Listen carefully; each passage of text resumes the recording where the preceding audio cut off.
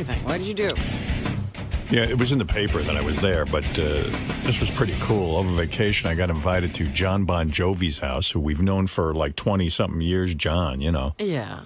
And I'd gone to his house last year, and he had a dinner party, and he even said to me, he goes, man, I fucking blew it. He goes, I didn't have any food. How do you have a dinner party with no food? Like, he just kind of like had people over for drinks and some shitty hors d'oeuvres. Oh. And he even called me up, and he goes, I'm having a party this year. He goes, but don't worry, I got it fucking right. He figured it out this year. Yeah, and I went, well, what are you doing right? He goes, you know, I got a little band set up, and I got food, and I got everything, you know.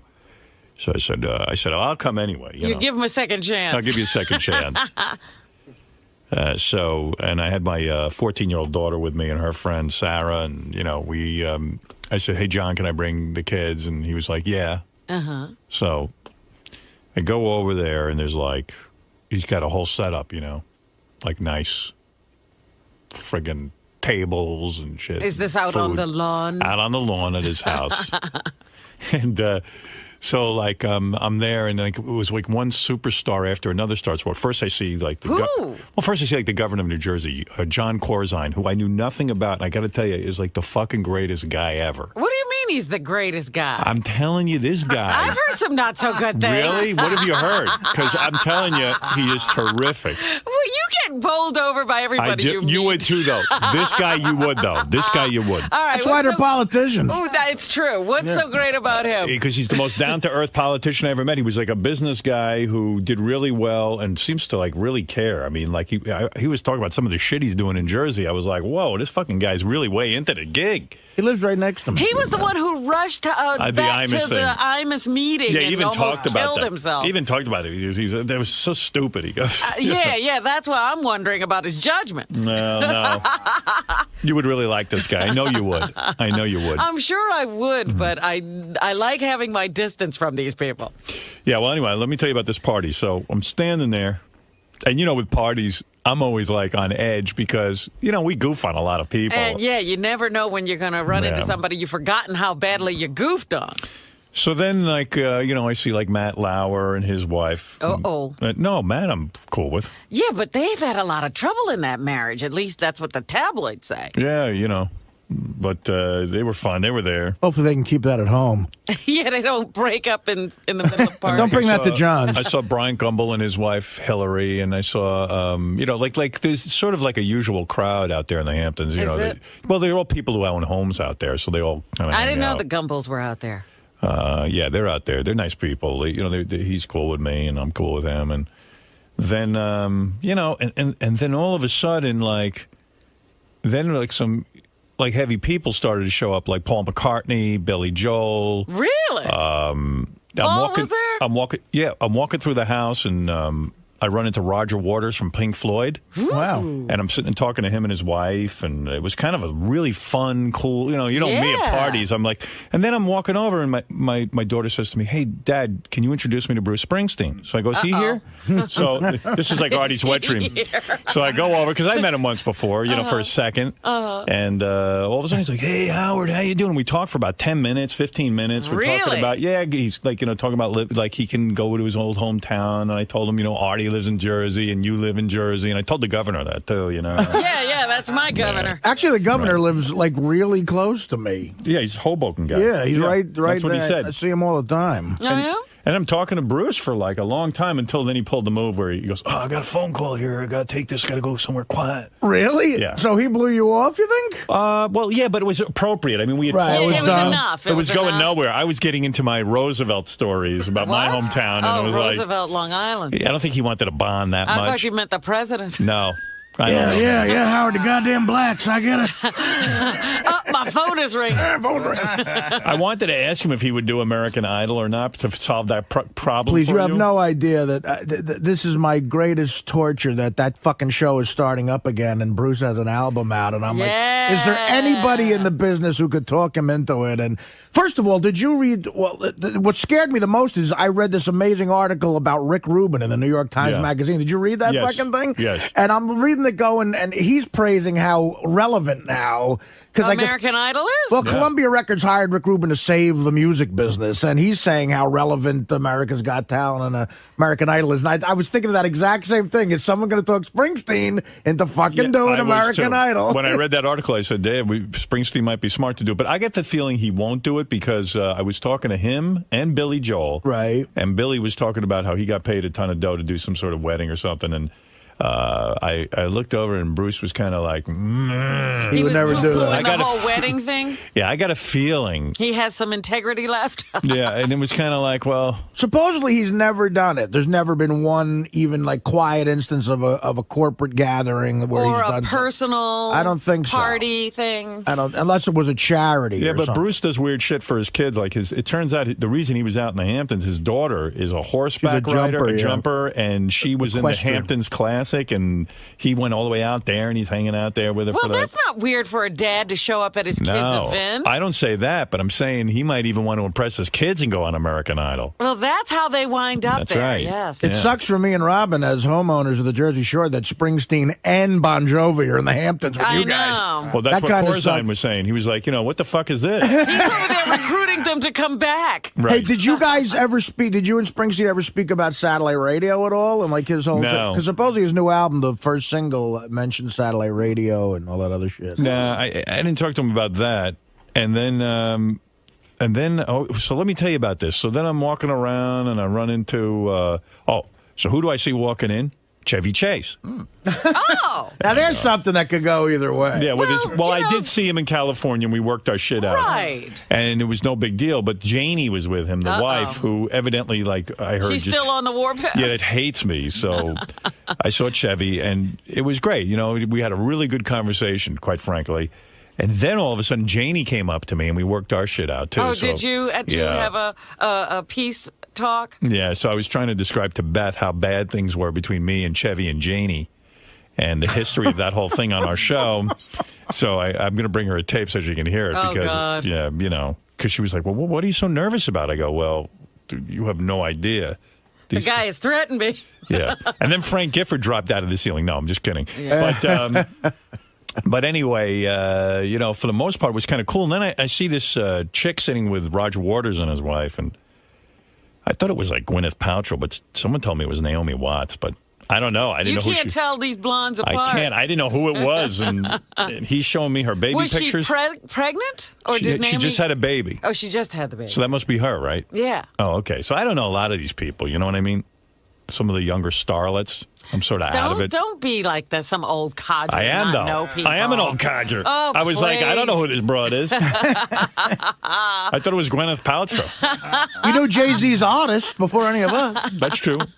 So I'm getting like my dad. I'm like, which one is this? The Gwyneth Paltrow? Who is she? Who is Naomi Watts? What was she in?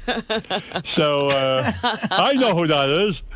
So I didn't know anybody. A lot of people I don't know. But then after dinner was served, John got up with this band he had. He had a band from Jersey there playing. And then John did a couple of songs, which was really cool. We all sat around and watched them. And then all of a sudden he goes, hey, come on, guys, come on up here. And Paul gets up and does the song. They had like a jam session? It was Paul McCartney, Jimmy Buffett, Billy Joel, John Bon Jovi. Did Roger? Roger got up and did Wish You Were Here. Wow. I mean, it was, it was pretty fucking crazy. Blowing. Yeah, Bruce didn't get up, though. I think he had left by then.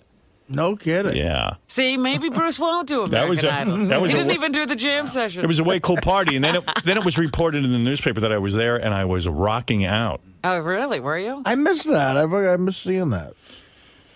You miss seeing what? The you in the paper, and I usually try to read the papers. I miss seeing that you were rocking out. But I wasn't. I was clapping. Like during a jam, if you just sit there, you look like a dick. Right. You got to do something. But it was kind of sweet because, even Chevy Chase goes, "Damn, my phone won't work. I don't know how to work the camera on this phone." And he was trying to get pictures. He's trying to take pictures of it, and I said, "I don't know, man. I don't know anything about it." Well, I have to officially thank you on the air for the weekend you gave me. Howard got me a ticket to see Tom Petty and the Heartbreakers out in the Hamptons, and I stayed with him, and it was just the fucking greatest weekend of my life. How great was Tom Petty, man? Tom Petty was awesome. You went to see Tom Petty too? I did, and I got to tell you something. I had another mind-blowing experience in terms of music. Thank you, by the way, for that, dude. That was very nice. The night before Artie showed up, we got a great story about Ralph and all this shit. But really? Yeah. I have results concerning a bet that you guys might have had, too, about Ralph. Oh, you do? Okay. All right, good. Are we going to learn all about this? There's a big Ralph incident happened. A major Ralph thing. What is a major Ralph incident? Well, we're going to get to it. There's a lot to get to. See, now I'm totally intrigued. Anyway, so the night before Artie shows up, I invited Artie out to stay at my place because out there in the Hamptons, they were having a concert with Tom Petty. And it was kind of cool. Because it's not a lot of people. It's like 1,500 people tops. Right. And they serve a dinner and the whole thing. And, that's pretty cool to see a guy. Unbelievable, yeah. In that smallest setting. So, anyway, the night before, I got invited over the guy who owns Sirius's house. Leon. And I went over, and he usually has a dinner party for a few people every year. And, of course, I go. He's a good guy. And this time, though, it was a little bit bigger party on the beach and everything. And then he built this structure on his house, and he had Tom Petty show up at his house and play for all of us. Jeez. Wow. Play for me. Yeah, well, there were maybe at that point 60 or 70 people there. So I sat down on a couch, like in a living room. Could you imagine? And watched Tom Petty do an entire concert. Oh, my goodness. It was friggin' awesome. Now, did he do the same set the next night? Pretty much, but actually even more classic tunes at... well, I'm just wondering, does he do the full concert at Leon's? Or does he... full concert. He was paid full... It said in the paper he was paid $850,000 to show up. Wow. Goodness. But, I don't know if that's true or not. How many do each Heartbreaker get? $850,000 for Tom Petty? Yeah.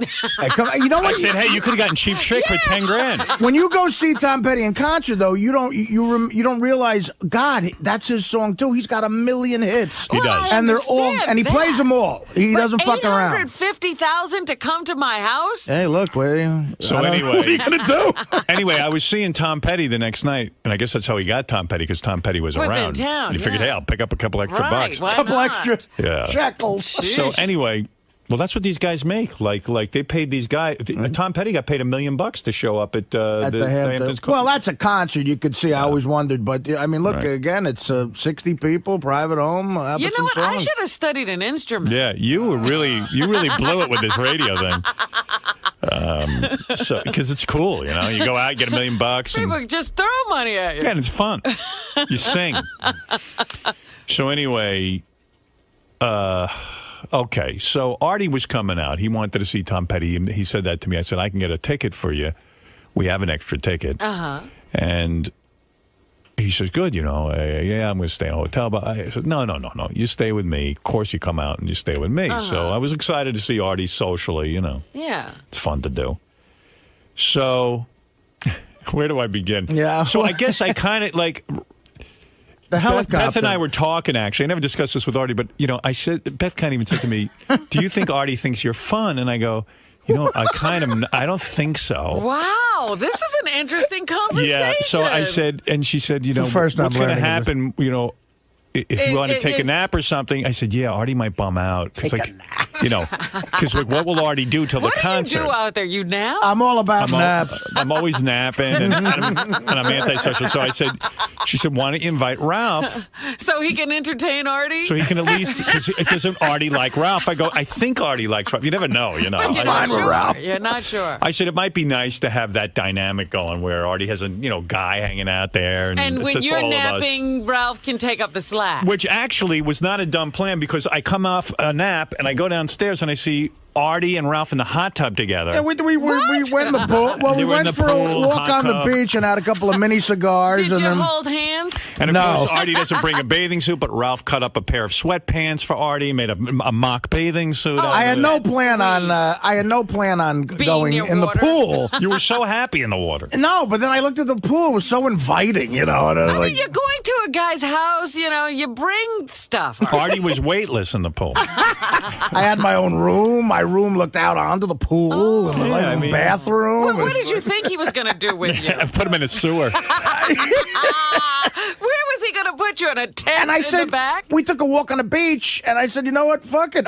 That pool looks great right now. We had a few hours, and I told Ralph, go get a pair of scissors, and we'll cut up my sweatpants. So that's exactly what he did, which was good. That's like a fashion project for Ralph. Yeah. Most guys would punch you in the face. That keeps him happy. So you were keeping him occupied. I bet it made him happy, as Robin points out. And also, I bet he did a great job. He did, actually. I never actually saw the bathing suit. You were in the water the whole time. They're very even and everything. But I would like, maybe in the future. I realized, too, you wouldn't come out of the hot tub till I left. I don't know why. Yeah, I don't need that wait a minute. You let Ralph see you in your suit. Well, Ralph's microphone isn't on 5 hours a day. Well, it's funny because I'm sitting there and I go, boy, these guys. I said, these guys are like, Artie goes, I'm boiling like chicken soup. Because he's in a hot tub. And I said, and I left. And then I was walking up to my bedroom and I look out the window and I see Artie's emerging. Yeah, he sprung out of and the I said, hot tub. he didn't want to get out of the hot tub in front of me. Me and Ralph were trying to think of a rap in case we got chicks back there at night, like how to pretend it was our house. So we needed Howard to give us information about stuff. Like, yeah, right. Like, what's but this? Isn't it interesting that you think so much about what Howard's going to comment on? It's not totally true. I mean, look, Howard. I mean, I'm not in the like a young Starsky or Hutch at this point. I don't. Anyway, he doesn't realize I love him. I love him fat or skinny. I don't care. He doesn't care. Thank you. Anyway, so if only broads were like that. So anyway, So that part was fun, they had an amazing meal set up.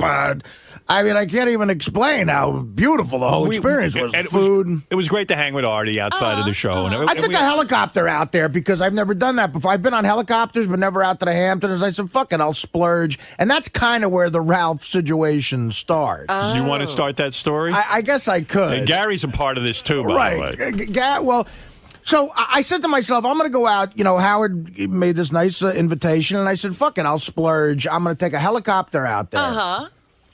And so I don't have to deal with traffic. And I found out there's a helipad literally yards from Howard. Whatever. Yeah. Well, I mean, okay. It wasn't going to make your trip very long. It was very convenient. I hope I dumped that. Okay, go ahead. Yes. Yeah, it was a very convenient situation. So I price the helicopter. It ain't cheap. And no, it's not cheap at all. And, Gary the whole time was like, please, like, let me pay for half of this. But he was even more than he thought. And I was like, look, Gary, don't worry about it. It's fine. I was going to do this anyway. I'm happy to have the company. Ralph, the last minute, sort of the day before, says, listen, I'm coming. So what time do I have to be at the... He doesn't even ask you. He just assumes he can do this. No. I checked out that it was okay. Right. So, no, he called the day before. All right. But it turns out, and again, it's just weird how stuff with Ralph just makes a minor adjustment. Something goes wrong. The guy had to get another helicopter because it went from 2 to 3 people. Oh. But it was worse than that, because I got really maybe the most insulting phone call I've ever gotten from Artie's assistant, which was he needed to know how much I weighed. I swear to God. So then he goes, and I think at one point he goes, all right, 220 and 300. All right, we're going to have to get a bigger copter. Yeah, right. Because 3 guys needs a bigger copter because of the weight. Teddy, a master in etiquette.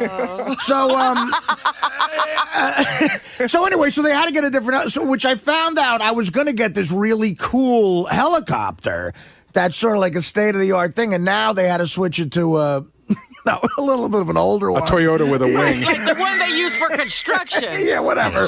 So already Artie's, he goes, man, if Ralph's going to be late, I'm I start leaving. stressing about that because I wanted to get out there on time and everything. Right. It turns out because of fog, we were delayed anyway, but at no point... In other words, it would have been quicker if they drove. Not quite, but almost. Yeah. There was a lot of fog, which fucked everything up. But we got out there on the helicopter, but at no point does Ralph even think about saying thank you or, look, can I pay? Right. How much do you want me to chip in? Nothing like that ever comes Can up. I tell you something?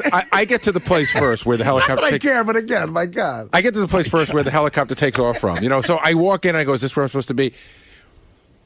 Ralph, I mean, I can't tell you he did anything wrong, but there's a way he walks in, as if it's his place. Do you know what I mean? Like he walks in, they have like Hamptons magazines out. Like there's another couple there. Ralph walks in, like sort of doesn't look at them, like picks up a magazine, starts thumbing through it, talking about how great the trip is going to be as if he takes it every week. Right. It's just a funny way he is. Right. It's Ralph. Ralph acts as if, yes. Right. And so I'll get through this and then I'll hand the ball off to you at some keep point going. here. No, but no, I no. just because it's a long thing. Yeah. Go on. I'm intrigued. I could hang on every word. So we get out there and hang in on this one.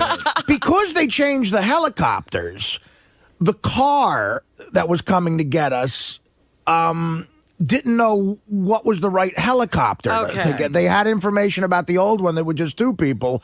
So now with just 3 people, with just new helicopter, the guy didn't know where to go. So indirectly, we had to wait an hour for a car once we landed. So it really was like we might as well have walked. Right. And and again, of course, you don't blame Ralph directly for this, but it's just so funny that it's something Ralph caused indirectly that made this mayhem sort of happen. All of a sudden, it just wasn't a smooth trip. Yeah. And but I gotta tell you, Howard, Artie is stressing. The two of you guys you guys stress out on so much stuff. Howard's having a little barbecue. And Howard's stressing because he wants it to be good. And he wants everybody to be on time. And now Artie's stressing that he's fucking up the barbecue. Right. Well, and you know he's what he's thinking about? He's freaking out. Nap. No, he's thinking about being late to Gary's party for dinner. And how badly that went for him. Right. He screwed up the whole but this wasn't dinner. his fault. No, but at one point, Artie shut the phone and he goes, Jesus Christ, I can't control the weather. I'm going to be, he was just bumming out that he's going to be late. He was stressed out. No, I'm just saying Artie knows that he and he doesn't want it to happen again. Right. Actually, I had forgotten completely about fucking up Gary's dinner. But anyway, I did too. I remember everything. I recall that I did. So anyway, there's that nuttiness going on, and fine. It's like I didn't expect anybody to offer this, but still, it's a nice gesture. All right. So wait. So you guys get to my house, right? And that's okay. It's fine. To get to the house, we're having a perfectly reasonable afternoon, and that night is the Tom Petty concert. And me and Ralph did hang. We sort of bonded, the pool thing and everything. And right. we were having fun. We started drinking. He did something. He made you a bathing suit. Right, yeah, exactly. And these guys were drinking and having a good time. And we had a all that great stuff. meal when we landed, and we started boozing. It was fun. Yeah, it was fun. We were all having a good time. And, I got my nap. And Ralph kept Artie company as planned. And it just, everything was going good. So I say to the guys, look, we're going to have dinner at the concert, and everyone be ready. I got a car coming and everything so we could all drink. Right. Got a car coming at 7 o'clock. Everyone be ready 7 o'clock or 7:15, whatever the time is, I said. I forgot about this part. So we're walking out the door. Everyone's ready promptly, 7:15. We got this thing timed out. And I look over, and Ralph is 2 minutes before 7:15. 7:13 starts making phone calls because he has to plan his trip to California, and he's trying to get airline reservations. So I said to him, you motherfucker. I said, it's 7:13. And he had all day. He goes, please, it's not 7:15 yet. It's 2 more minutes. I go, but we're ready now. We all want to leave. He's on one coast arranging for the next coast's plan. Yeah. I'm like, you had all afternoon to call. Like, why would you call it 7:13? Well, you said 7:15. But he can't get anything done with an airline in 2 minutes. No shit. Exactly. So I said, yeah, that's the point. Absolutely. I go hang up the fucking phone. So he hangs up the phone. Okay.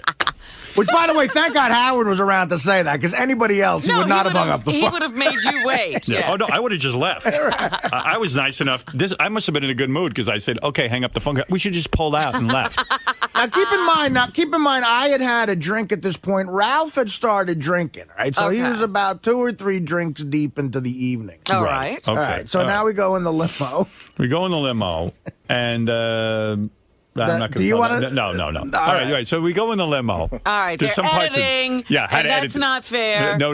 It is. Don't tell me anything you're leaving out. Just tell me a story. Okay. I won't know if you don't say something like that. Sorry, we haven't rehearsed this. All right. So anyway, you're supposed to be a professional. Anyway, we get in the limo, and Ralph starts. And he's got to pee. I have to pee. I knew it. I was going to say, he's got to stop to go to the bathroom. Well, wait. So I said, Ralph, why didn't you pee before like a little kid? Why didn't you pee? I didn't have to go at that point. I go, yes, you did. I said, it's 5 minutes into the trip.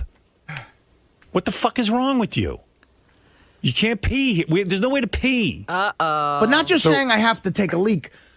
Writhing around on the floor of the limo like a second grader going, I gotta get yelling at the driver. Yelling at Terry. Really rude. What do you mean yelling? Like, do an impression of what he was. Almost like Terry is getting us, a really nice guy, is getting us to the fucking concert. He's driving at a reasonable speed. Right. We pull up to the entrance, and Ralph, like a third grader, is rolling around. Terry, where are we? Terry, come on, get us there, Terry. What are you doing, Terry? I mean, like screaming at him because he's not getting us there quick enough so he can piss. Oh, So, okay. Is this a mental condition? Wait. This is nothing. And we all have another couple drinks in the limo, So now so he's drinking on top of. Right, the night's rolling. I don't remember him drinking in the limo. We both had a drink in the did you limo. really? Yeah, okay. absolutely. All right. So I don't recall that, but okay, because I don't think I was drinking actually. Yeah, I've been so sick, And I would never drink in a car. Like to me, drinking. These guys are really into drinking. We took a drink into the car from your house. Oh, so you were carrying glasses, right? Well, okay. just that's a Ralph move for sure.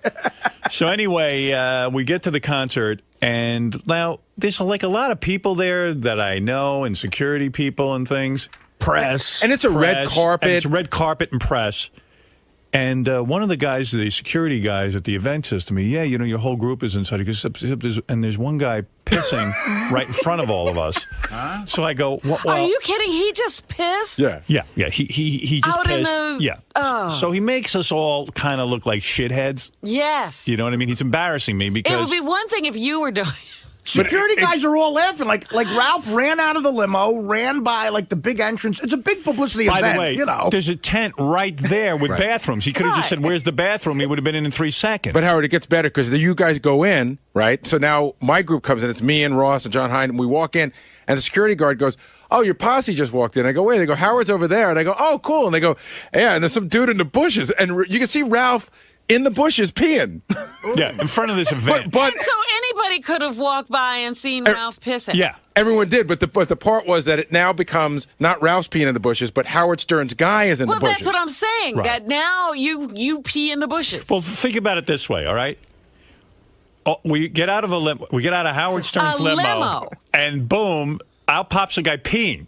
Right. I mean, it's like paparazzi like all over the place. Right, One of those Hamptons events, Oh, what a boob. Yeah, a boob. So like at this point, I'm like, Ralph, stay away from me. I don't want to be near you. And I said, pretend you don't know me. And I said, if you start smoking pot, I don't want to be anywhere near you. I don't want a picture of me with anyone smoking pot. I don't want, I don't want that drug thing. Right. I just don't. It's not an image that I condone. The pissing is enough. Yeah, the pissing image is bad enough because people tag me as being a slob and uncouth and being an asshole. Howard Stern's gang rolls out of a car and starts peeing all over everybody. My entourage. And everyone's disgusted. Artie's disgusted. I'm disgusted. And despite Artie's on-air demeanor, he's a pretty low-key guy. And like we go somewhere and he knows how to behave. He knows how to behave himself. Guy's a heroin addict. He knows how to behave himself. Well, I can call an audible at the line at this point in my life. But I was going to say, it's not that Artie behaves himself everywhere, but he knows where to behave himself. Artie's like the most considerate guy. Like when Artie left my house, the bed was made. I didn't ask him to do this. The room was spotless. When Ralph leaves my house, I find a half-smoked cigar laying on the fucking bar. Well, as you'll find out, he didn't plan on leaving exactly. Wait. We'll tell you. Wait. So anyway, it's so great. Are you still with this story? God. I love it. Okay. Please. Yeah, because this is such a ramp up. So now I'm livid because I hear everyone's talking about that. Some guy got out of Howard's car and peed all over the place. So I'm just fucking out of my mind over this. Just sick. And then. If I could jump in for that, I can tell you that Ralph swears that he didn't take anything of any kind. But early on, right after he walked in after peeing, he went to the bar. One of my friends said Ralph dropped 3 drinks in a row. Okay. He just kept dropping drinks. He started drinking very heavily. Is he now having a problem? Well, you tell me after this story. Who knows? I mean, what's going on? But at some point, when you're out with a group of people and you're all drinking, and your goal is to get at least lit. And at one point, one guy out of nowhere, like, how'd he get that drunk? That's what happened with Ralph. Like, out of nowhere, Ralph had gotten very drunk, and there were shots around. You could easily get drunk and just be drinking. None of us realized. I mean, I certainly didn't that Ralph was like really drinking heavily, or what he was doing. Maybe he got some weed from. I don't know what he was doing.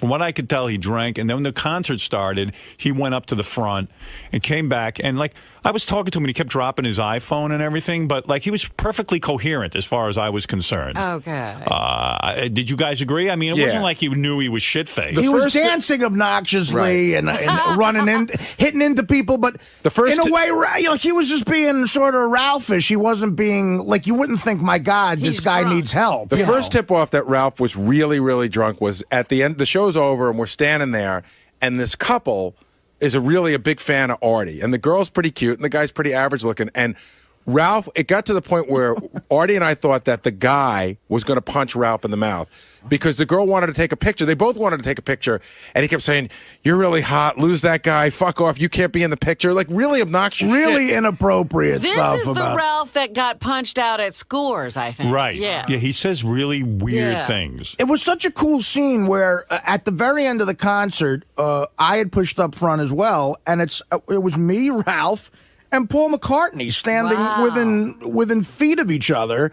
And I remember pointing that out to Ralph. And Ralph's big thing was he wasn't into Paul. He wasn't impressed with Paul McCartney. He's out of his mind. That's what I don't know. He said something like, I'd be more impressed. And he wasn't. He didn't seem that impressed. He was like, I was like, wow, he's not bullshitting about that. Let me say something to you first. Ralph goes to see Beatles impersonators. Right. He loves the Beatles. Well, he's more impressed with so, that. Well, it ties into the rest of it, though, why he wasn't so impressed with it. But wait a second. So I leave about, there's like 3 songs left on the set list, and I was like, well, I want to beat the traffic, and I want to go home. And I said to Artie, and all the guys, I'm going home. They were like, okay, don't worry, we're with Ross and a whole bunch of guys. Yeah, they had a way to get They were going out for the night. Yeah. They were going to have boys' night out. We were going to go, it turns into a club scene there at the end. So, they'd have a little bar area. Oh, okay. And they'd bring out a DJ to play dance music. And it would have been a nightmare for Howard to try to get out of there. So we knew, we had set it up earlier. Howard was like, he said, look, I'm probably going to leave. You guys hang. And I said to Artie, if you want to come with me or Ralph, I said, or any of the guys, I said, I'll give you a ride. But, they said, no, we got it covered. Okay.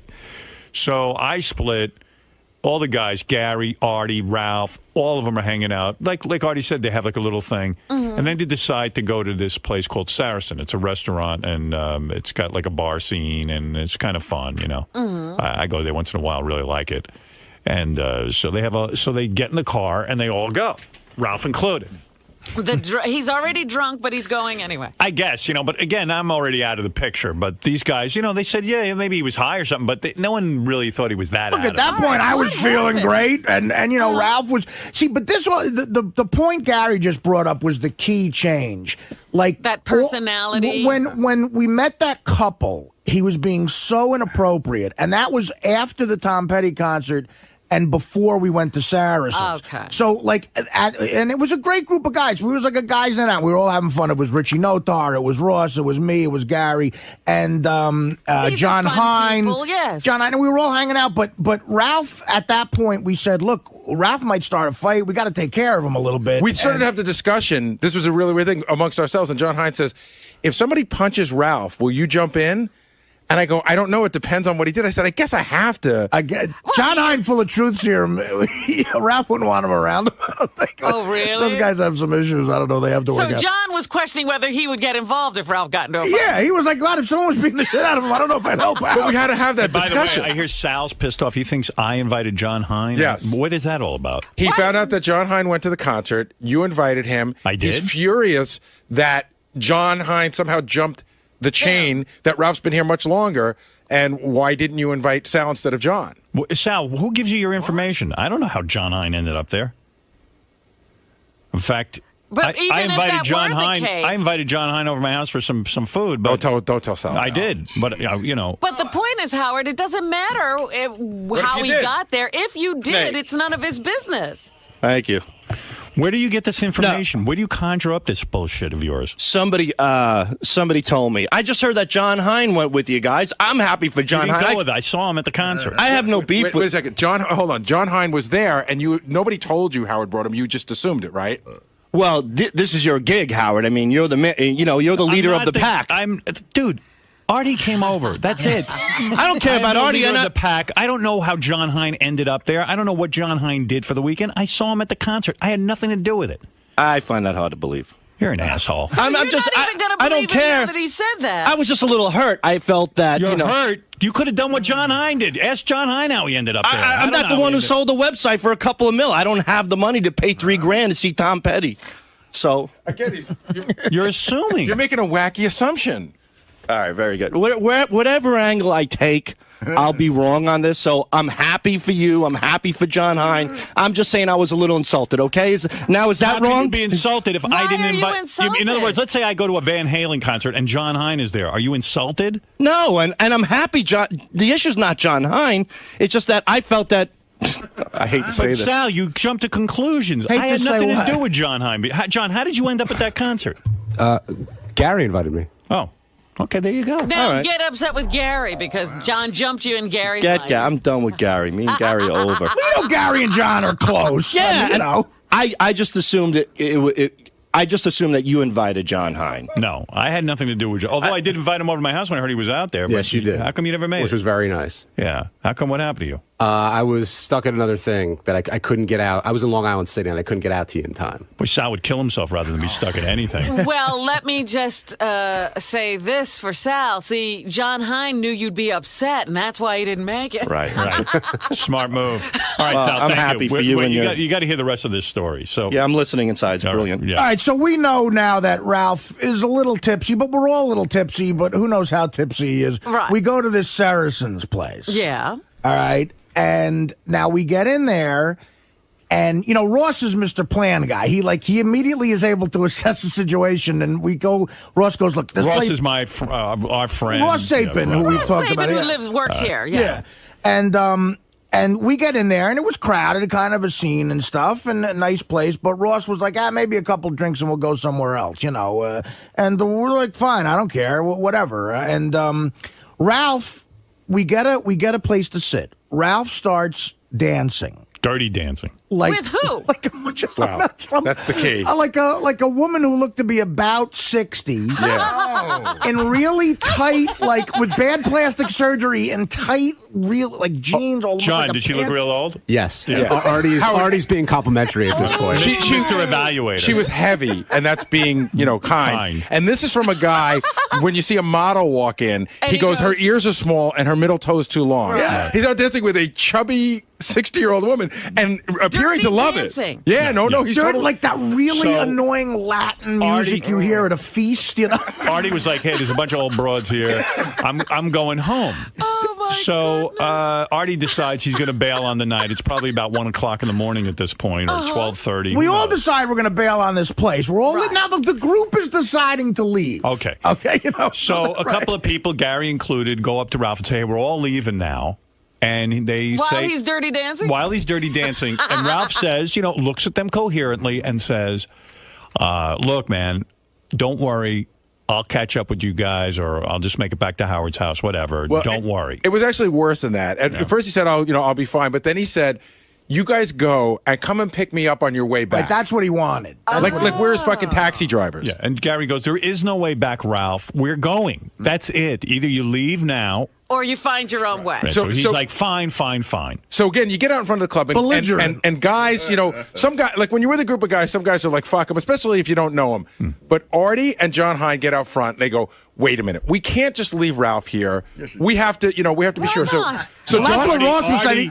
Artie was like, you know what? The guy might be fucked up. I'm going to go in, and I am going to make sure that Ralph understands. Well, no, first Gary had a turn, then John Hein went in. He goes, Art, you're feeling guilty? I'm going to go in and ask him. So John Hein, and John is a pretty So efficient you guy. see, the right? evening is all about Ralph Right, so and getting no him way. from place to place. Always. But wait a second, wait.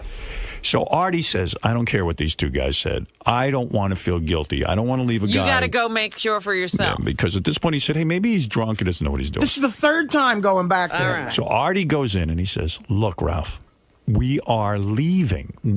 How are you going to get home? Don't worry, I'll get home, blah, blah, blah, blah, blah. Dancing He with goes- a chick, arm around a chick. Yeah, like, yeah. all right, The well, 60-year-old broad. Yeah. He's still with her. Yeah, so Artie says to him, do you know where Howard lives? He goes, take the address down. Write it down in your iPhone or whatever the fuck that thing is. Right. So Artie's telling him, yelling out the address, giving him the address. Ralph goes, I don't know if I work my iPhone. Don't worry, I know it. And he repeats the address. Okay. I realize, people sort of recognize this. I'm yelling out Howard's address in the middle of a dance floor at a crowded club. All right, because Artie felt like whatever. He needed to take care of Ralph. Right. So he goes, Ralph, do you even have? If you have to get a cab or whatever, he goes, do you have money? Do you have money? Artie hands Ralph $300 cash, and says, "Here, take this money. I want to make sure you can get home." Now, somehow Artie, Ralph, I don't have a way home. Somehow Ralph, exactly. Somehow Ralph evokes this in people. I know that he's got the world taking care of him. Most people should be like Scott the engineer. You forget that he's even there. It should be that way, but it's not. Okay. So these guys leave. Artie decides to come back to my place. He comes home.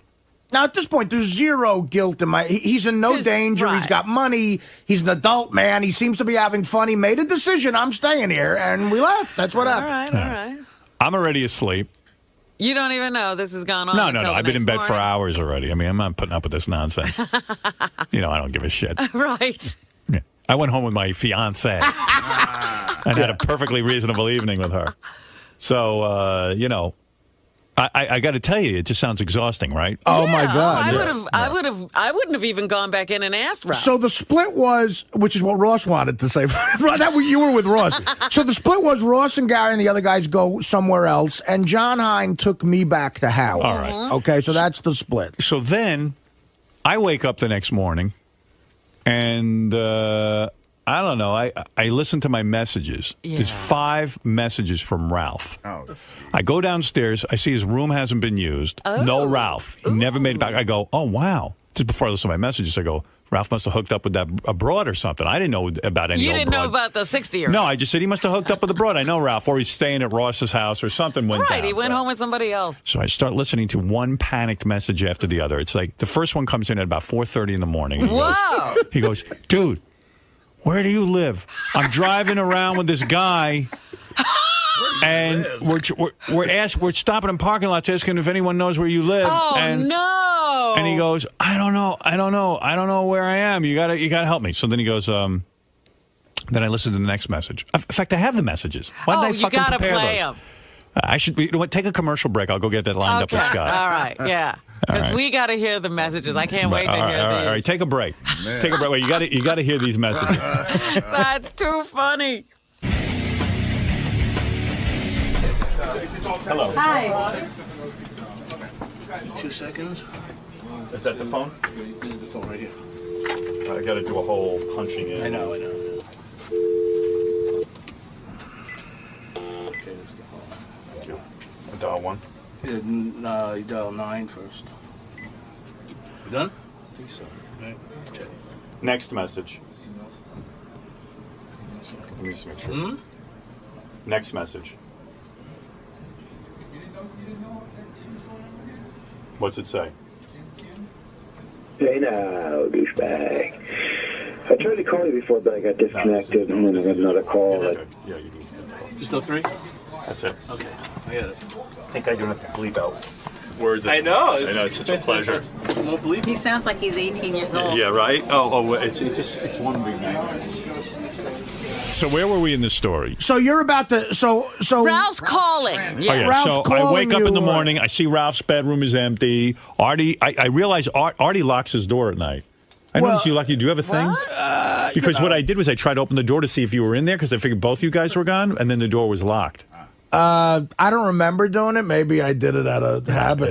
Yeah. You lock yourself in at home? Yeah, you lock yourself not in the bedroom, but I might have. I was a little drunk myself. I might have locked the door. I guess like I locked it was a front door. Well, good thing you did because I would have been in your room. Right. Exactly. No, you're smart. Who needs you in there? Right. Hey, always lock your door at Howard's house. So now I'm like all confused, and I go and as I regularly do, go to check my messages. Scott, do you have those, or is it a whole big process? I think it'll be like 2 more seconds, Howard. All right, great. Just tell me the page to go to.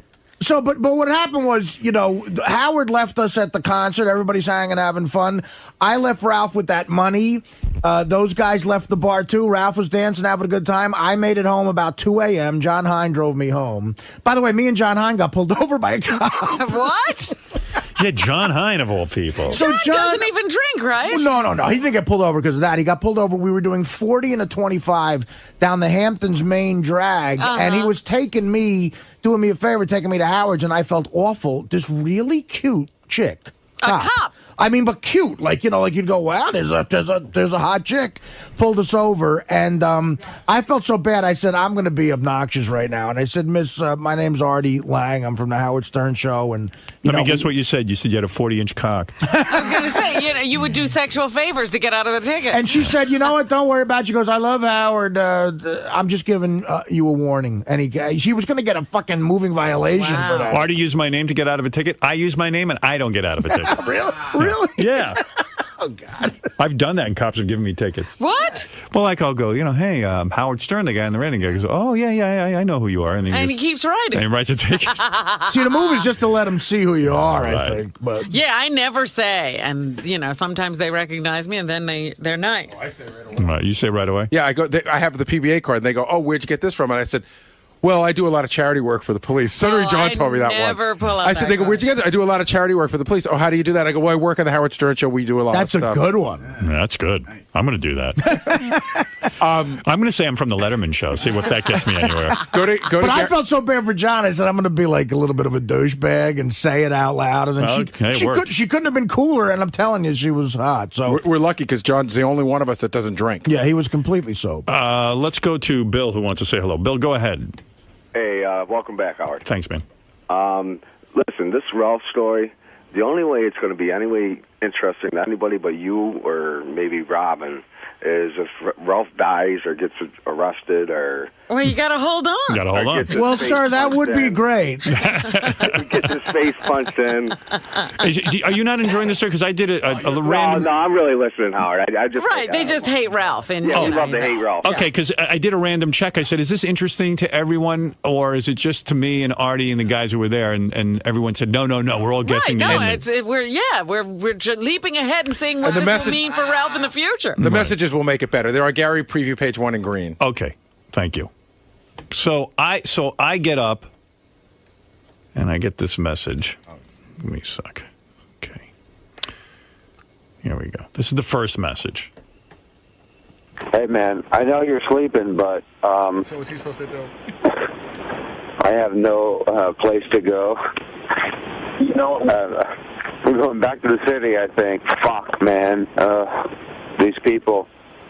This chick's throwing up on the side of the road. Oh, my God, this is so fucked. All right, well, can you pack up my shit? Okay, thank you. Bye. So now it's about 4:30 in the morning, and he's going back home. And I'm like, what the fuck happened So that's here? the first message you get. You have to be completely puzzled. No, I'm puzzled. Yeah, right. So Yeah, then how did he get so out of it? Then the next one is time stamped, I think, around 7 in the morning or 7:30. Hey, now. Hey, so I'm in Jersey City. What a fucking nightmare, man. Fucking guys ditched me. I didn't know where to go. I couldn't find your house. Went up and down the street, couldn't find the street, and so I had to go down the bus. And, oh my God, what a fucking nightmare. Fucking douchebags. They're douchebags. Cocksuckers. Fuck. All right, man, I'm going to sleep, so I'll talk to you during the day. Just throw my shit in a bag and give it to Artie. I got a shirt in the closet and some stuff in the bathroom and whatever, underneath the TV to the right over there. Just throw my shit in a bag and I'm going to sleep. All right, man. Thanks, man. Bye. After all drinking, he knew exactly where everything was. Did you hear that description? Yeah, he sounds very lucid. He sounds very alert and all this other shit. And I'm like, what the hell is going on? Yeah, what did they do to him? And then the third, and I'm like, well, what did these guys do? And I'm dying to wake Artie up, but I go, Artie slept till like 1 o'clock in the afternoon. Artie locked his door so you couldn't. Yeah, I was in weekend mode. I put the air conditioning on. Did you sleep until noon or something? Well, on a night out, I got home. I didn't get to sleep till about 2:30, and I put the air conditioning on about 58. And he's calling these guys like cocksuckers and fucks, and I'm like, man, they really screwed him over. I don't know what's going on. What did they do to Ralphie? And then I'm like, Hey, douchebag, could you put some cookies in my bag, too, please? Some of these cookies, like 3 or 4. That would be very good. Thank you. Oh, yeah. Fuck, dude. I can't believe I'm home. Fucking cocksuckers, man. Fucking asshole. Fucking, oh, fuck. Dude, I had to, I'll tell you, I had to fucking scale the side of my building to get my house. What a fucking pig. Fuck. All right, bye. Just give me some cookies, though. All right, bye. So we get it. So Artie wakes up. All the guys come over to my place because we're going to have a meeting about what went down. So I finally wake up. There's a big summit. I wake up at Ross noon. was over, and Gary. I make it into the kitchen. I could barely move. Like my 1 p.m. I wake up and I see Howard and Beth, and they go, "Did you hear what happened to Ralph?" And I'm like, "Oh fuck, what happened?" Right. And then I hear. So we tell him all this, and he goes, I fucking gave the guy $300. I went in 20 times and said to him, Ralph, I'm going home now. Do you know how to go? He goes, this is my worst nightmare. He goes, I never want to ditch a guy. I never would do that. Right. He goes, I'm fucking mad. I'm outraged. There was no indication. I was really pissed because, look, the only way we'd be in the fault is if we sort of knew that Ralph was in a blackout or something. Right. But of course we didn't know that. But wait a minute. You know what? There was no indication of that. What John Hein told me was that when he went in to say, Ralph, we're leaving, we're really leaving, this is, how are you going to get home? Ralph said, just tell Ross to come back at such a time and pick me up. Right. Yeah. He kept saying that. And the other thing you should know, you know how Ralph has that iPhone that he's madly in love with that he plays with like a baby? Yeah. So we wondered, he's got my cell phone number, he's got Ross's cell phone number, and he's got Howard's address in there. He's got this thing that he's in love with. Fucking thing runs out of batteries. Oh, you're kidding. That's why. That's another great part of the story. Yeah. So we all decide to get him on a speakerphone and find out what's going on. And we tell him, hey, you're being an asshole. Artie went in and he goes, what? He claims he doesn't remember. I said, so what are you on? What kind of drugs are you doing? Because that ain't from drinking. What's wrong with you? He says, I swear I smoked a little weed at the concert, I drank, and that was it. I said, what's the last thing you remember? I said, do you remember sitting next to Paul McCartney? And it was me, you, and Paul McCartney in the third row, I said. And we were, having a great time listening to Don't Come Around Here No More, the last song. And he goes, Art, I don't remember standing next to you and Paul McCartney. I totally would remember that, which explained to me why he wasn't that into him. But there was no indication of that night. He seemed to be all right. So I said to Ralph, why didn't you go to a hotel? Oh, there were no hotels. I go, there's tons of fucking hotels. Why wouldn't you go to a diner and just wait till, I get up at 6 o'clock in the morning. What are you doing? He goes, I don't know. I don't know what I'm doing. Somehow he latched on to some guy. Yeah. This is the mystery thing. That he was driving around with. And because his iPhone, the single biggest advancement in the history of technology, that he can't call anybody, he borrows the guy's cell phone to call Howard. So now the guy has Howard's in his phone. Yeah, so clearly the guy knew Ralph was. Of course he knows Ralph and Howard. That's why he's doing all. And they're going up and down. And Ralph got out of the guy's car at one point and started yelling, "Does anyone know where Howard Stern lived?" And he said, "Fuck it." How do you know that? Because Ralph told us he did it. He goes, at some point, I was desperate, dude. I'm sorry, but I was desperate. Whatever he was on, he must have come off. But he got next to a very big celebrity's house who lives next to Howard. That was like a landmark. There's another sort of very big celebrity there, and as there are all over the place.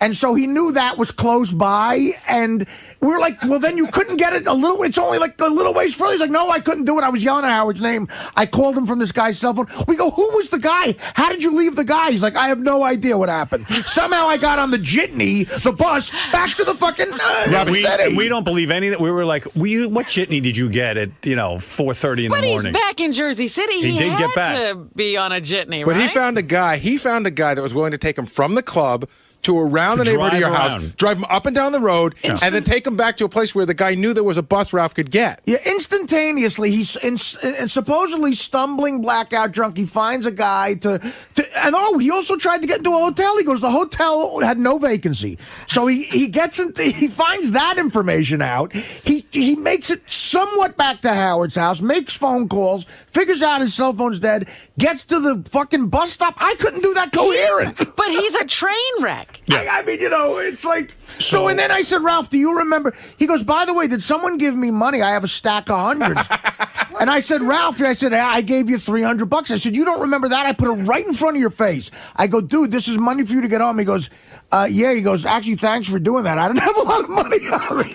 Yeah, but meanwhile, here's the kicker to that part of the story. So he knew that I gave him the money, and I said, yeah, Ralph, that was me. And he goes, oh, thanks. That was nice of you. So. Well, no. He said he didn't remember you gave him $300. Right. He said, I said to him, do you remember Artie giving you $300? He goes, oh, is that how I had a pocket full of money? Right. Then we found that out on the phone. He said, oh, thanks. Yeah. But didn't he say on the phone that he was going to give you the money back? No, he never said that. He never said that. So listen to this. When's that going to happen? So now I'm packing Ralph's room up, which, by the way, is like spread out all over the house. I mean, like he so it wasn't just in his room. You had to go all over. It was just in his room, but he luxuriates and gets everything out and unpacked, and his books over here, and his this and his that. It's like he was there for 1 hour. You know what I mean? Right. He was just there for an overnight visit. And he really did leave a lit cigar on like a teak bar. No. It actually wasn't lit. It was out. But it was out. So Howard and Beth picked up for him, packed for him, went, got a shirt out of a closet, figures out where his other shit is, and put these great homemade cookies they had. Packed them up and put them in the bag. You actually responded to the cookie request. Yeah, he actually gave him cookies. So we pack up his bag, and I go, now Artie's got to schlep Ralph's bag. Real neatly. A packed up fucking bag waiting for me to take it back to Ralph. So after all this, Artie decides that he'll make it easy for Ralph because Artie got a car to take him from the helipad to his house. Well, what happened is, so now I have Ralph's bag, okay? And it's like one of those sort of, lazy Sundays where, you're hungover. What do I want to do? Me and Gary get the helicopter back. So, and again, the guy, there was an issue for the guy because I thought you were 3. He goes, no, we're only 2. And you could tell the guy had to change something. He goes, oh, whatever. I wish you would have told me that. So, Ralph inadvertently fucks up that guy's day in some way. So we're on the helicopter, which is the greatest ride ever. And in the middle of the helicopter ride back to Manhattan, I go to Gary. I go, listen, after all this bullshit, I can make Ralph's life so easy right now. I had my guy who always drives me, my driver Herb, picking me up at the helipad in Manhattan. And I said, he actually doesn't live that far from Ralph. Right. I could just tell the guy I'll give the guy Ralph's number, and I'll give Ralph his number on his answer machine, and I'll say, guys, hook up at some point during the day. My driver will hand deliver you the bag, Ralph. And, of course, though, he charges me for a ride for that. Of course. Okay. So Gary had some great advice. He goes, okay, number 1, you shouldn't do it because fuck him. But number 2, if you do it, it's out of your hair completely because he's got it. Now Ralph has a deadline. Ralph is skipping to it because he's got to get to California. He needed shit in that bag for California. So I agreed with the second part. I said, fuck it. I don't want this in my head. I call Ralph from the helicopter. I leave him a message saying, look, get in touch with this guy. He's going to have your bag in a Lincoln. Your bag will be driven in a Lincoln Town car to your house. I tell my driver when we land, I go, look, take this to this guy's house. He's like, fine. And he didn't plan on doing anything else on a Sunday. It was a special Sunday ride. Right. And I must get charged about $40, $50 for whatever that is. And I don't want the guy to do it for me for nothing. So Ralph calls me back when I land. He goes, dude, thanks so much. That was really, really great. The guy fucking took it right to me, and I really need all that shit because I'm going to California tomorrow. And he goes, by the way, I gave the guy a few dollars. And I go, oh, that's nice. That's nice. You gave the guy a few dollars. He goes, yeah, so thanks, man. And I said, well, have a good time in California, I guess. And he goes, great, I will. Thank you for everything. Because by now he realized he was wrong. He goes, look, I'm not really mad about last night. I'm sorry you had to, give me the $300. He even re-brought it up again, $300. Right. Now, knowing he's going to California, he says he gave my driver a few dollars as a tip. Right. So then we just hang up, and he's going to California. I say, good luck, have a good time. I call my driver. I go, did he give you anything for me? And he goes, no. He didn't give me a package for you at all. He didn't give me any money to give back to me. He's like, nope. And I go, what did he tip you? And he goes, not much. He goes, like under $10, so just a few dollars. And, I don't know the exact number, but Ralph might dispute that. I got to check from my guy. But the point is, now, am I right in assuming this is Ralph's mindset? Because this is what pisses me off. He's going to California. He doesn't have a lot of money on him. He figures unless Artie brings it up, I'm not giving him back the $300. I got $300 cash on me. I'm taking this to L.A. Absolutely. And fuck it. Yeah. You gave it to him, Artie. Why would you want it back? You gave him the money. Artie's fuming mad because, and rightly so. Oh, absolutely. That, dude, where's my $300 back? Right. I gave it to you. He did that out of the goodness of his heart because he cared about Ralph, and Ralph is taking it. I wouldn't even say, even if he said to me, look, I needed it. I used, what's the jitney, $50? Say it's $100. Right. So he would have said, look, I'm low on cash. Here's the balance of the $300. But, and again, I'll give Ralph a chance to explain himself, but I started to overthink it, and I really got fucking mad. I said his mindset was totally that Artie's not bringing this up, so I'm not going to bring it up. Right. I'm going to L.A. I got an extra $300. Fuck it. I'm keeping it. After his bag got hand-delivered, Ralph cost me $350. Yeah. On top of whatever, the helicopter would have been.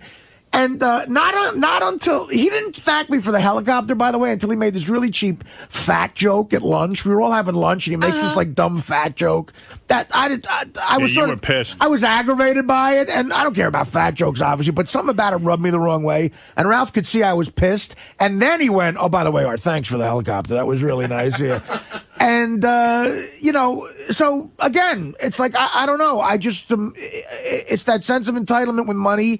And it's not about the money, of course, but just he's going to claim I forgot, Art. I forgot, or of course I was going to pay you back. Is there any way I let him on in thinking you don't have to pay me that money back? I don't think I said that to him. No. And in fact, I want to ask you guys a question because Ralph got mad at me on a wrap-up show a couple of weeks ago. He said that I'm the one who started this rumor, a fact about him that's wrong, that he has a sense of entitlement. But doesn't everything in that story show he feels he has a right to be on the helicopter, a right to have his bag delivered with cookies, by the way? But Ralph knows that he has a sense of entitlement. But how do you not know? He wouldn't even recognize it because he's so entitled. How does he not remember the whole night? Because he's blacking out. But Howard, a couple hours later, when you're like that, a couple hours later he describes to the longitude and latitude where all the shit is in his room. Yeah. I got stuff a little bit to the right there. There's a shirt in the closet. In a blackout, I would remember I had a shirt in a fucking closet. But he wasn't drinking then. This is, you got him before and after blackout. What's happening, everybody? Good morning.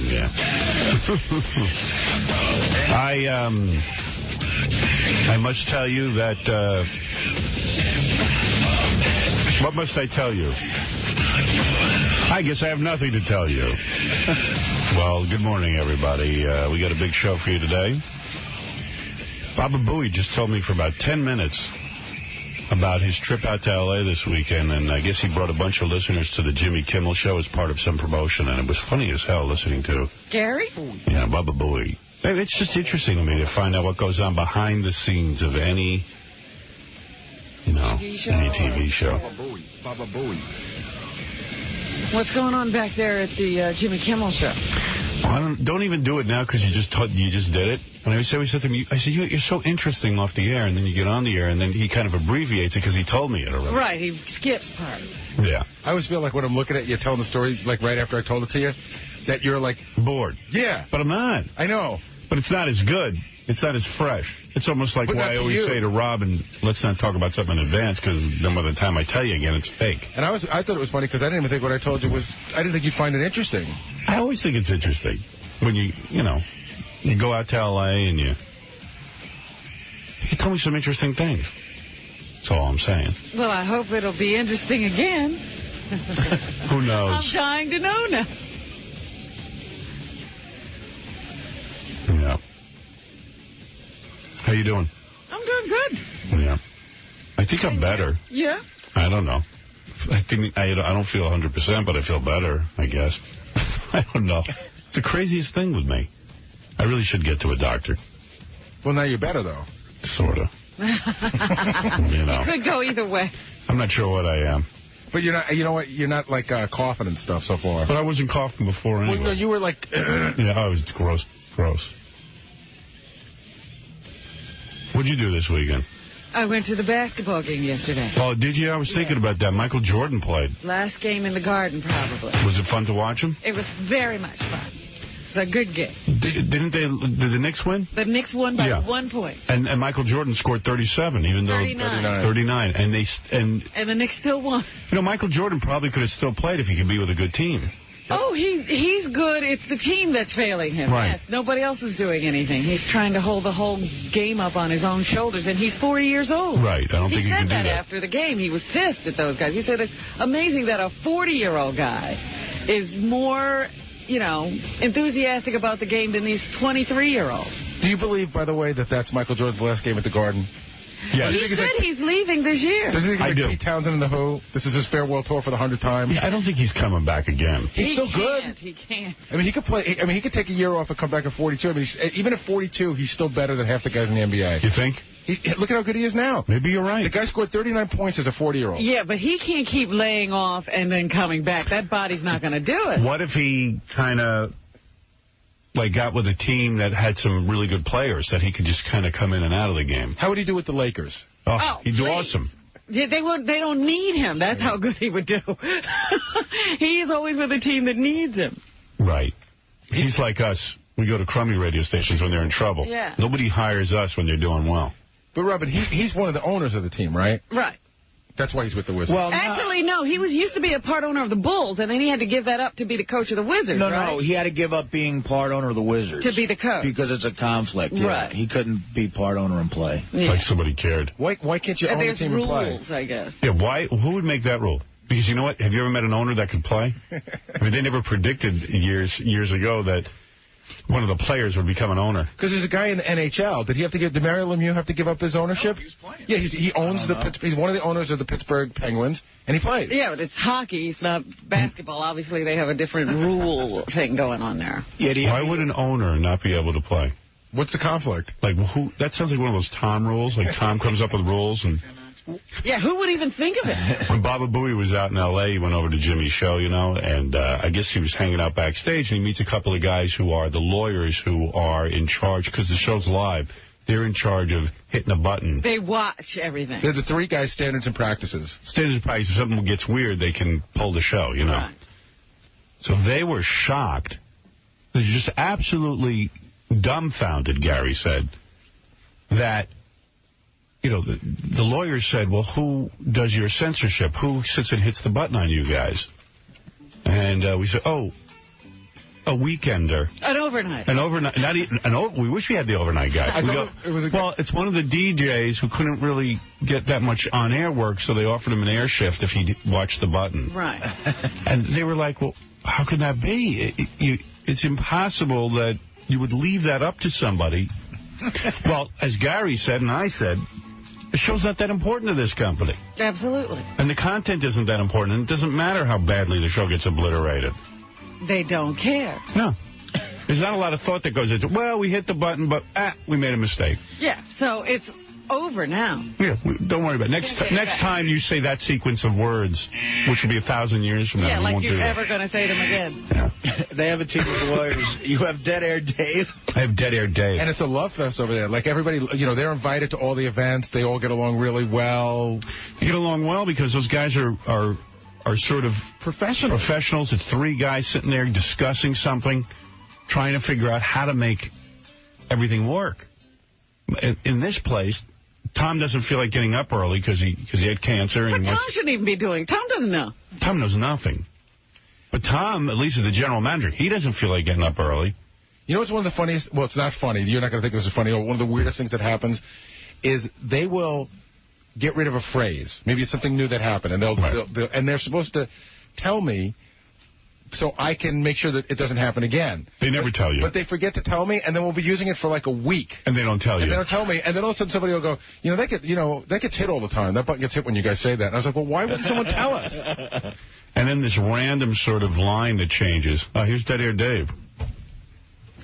Our standards and practices. Hey, here's our lawyer. Can I just say that I was on the station for 4 years before I started doing this. It's not like I'm some failed DJ. Were you full-time? He was the overnight guy. Were you full-time overnight? Not full-time, but I was on like 4 times, 4 times. You sold your soul for 5 shifts a week, right? No, I'm still doing about 3 to 4 a week, but yeah, I sold my soul. Yeah, but you were a part-timer. So what? You were a part-timer. Yeah. You've never been full-time. Not here. So I'm accurate. You're a part-time DJ. You make it sound like I'm like this. You might say that's negative. I don't. I'm just saying you're a part-time DJ elevated to, or demoted to, censoring our show. Really, you have no qualifications to do it. It's essentially like a listener sitting here. It is. It's a guy who listens to the show saying, I think that sounds dirty to me. I'll hit the button. Yeah. Hey, can I ask you a question? That's what we've got here. What was your training program, just out of curiosity? Sitting there with Tom. For how long? How many weeks? A couple months. Oh, sitting with Tom for a couple of months? Yeah. I don't think so. Why do you think I look so beat down? I don't think it was a couple of months. No, it was about a couple months. It was about a couple of weeks. No. Yeah. Whatever. You act as if a couple of months or a couple of weeks makes a difference. It was Tom. He watched Tom not know what to do. Yeah. Well, I give up anyway. Cares, let that air, Dave. Look, essentially, why don't we just have a different listener in every week to hit the button? That's what we could do. You know, you make it seem like I'm hitting the button on stuff that's okay, and I'm, not. What?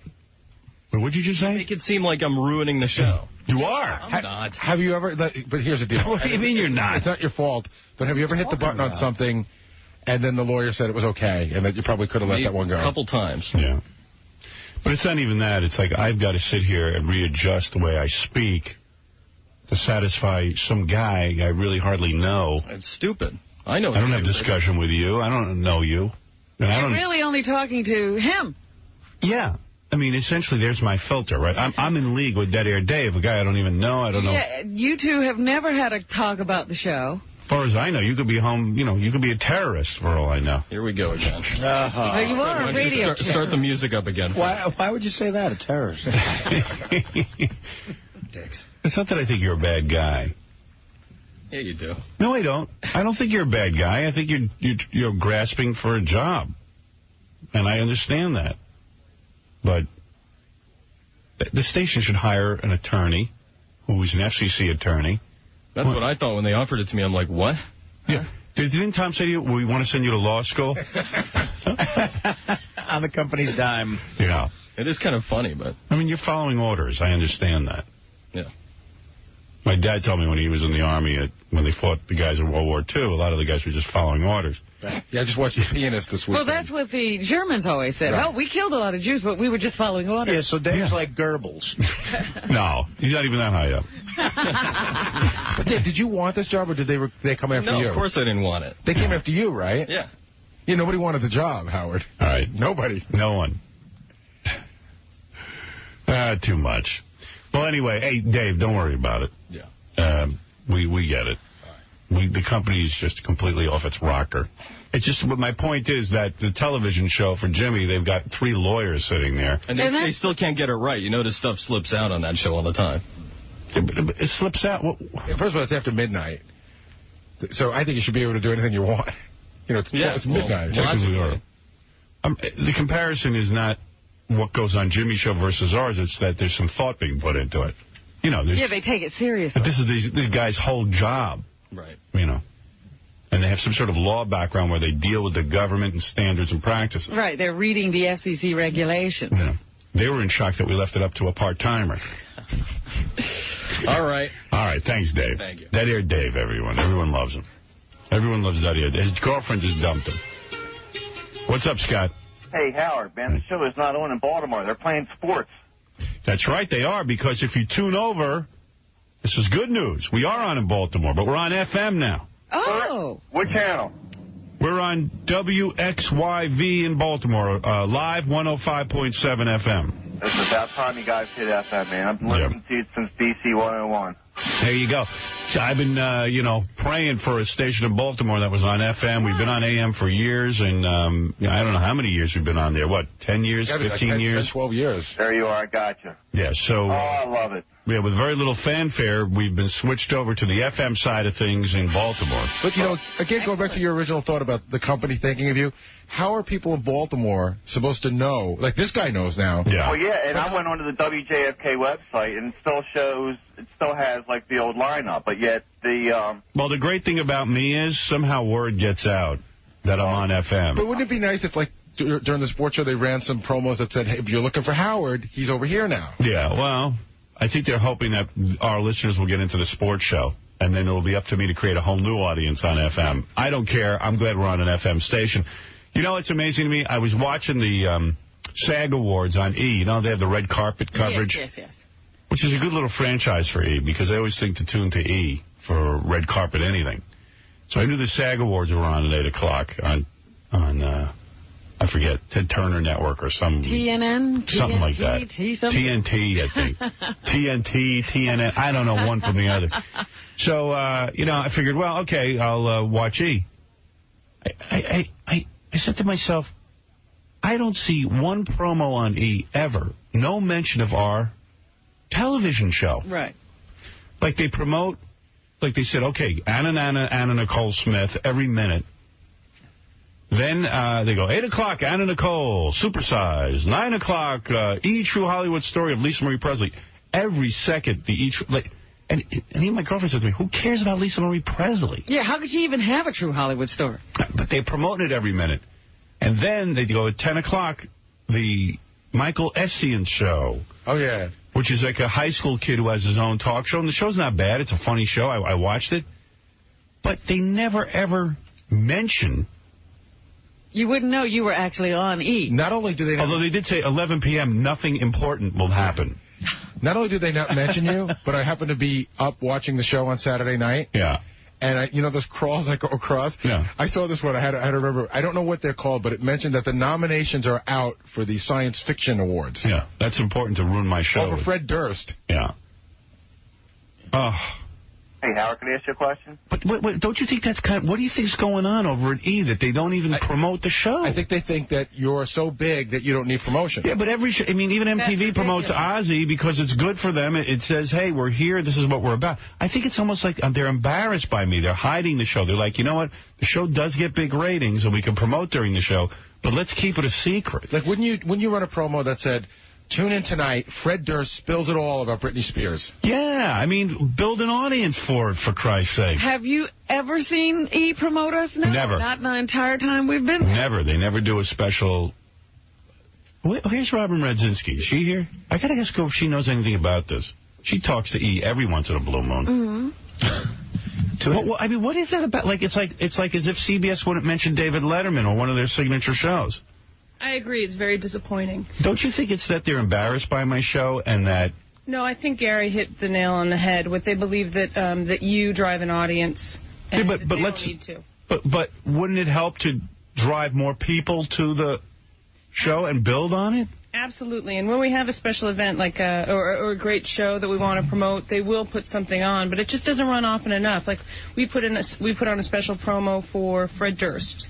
Yeah, but they promote. Where was it? Well, yeah, I didn't see it once during the SAG Awards. It ran during our show.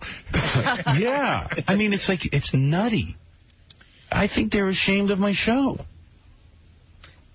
It's kind of a bummer, but. Yeah, I mean, Gary's acting as if, you know, they promoted Seinfeld when it was #1. They promote Friends. I'm not acting anyway. I'm just saying, I think that's what they're thinking. Don't you build on that and say, hey, this is our #1 show? And I guess they feel that that's not the image they want to project for the network, but... Honestly, I don't believe that. I do.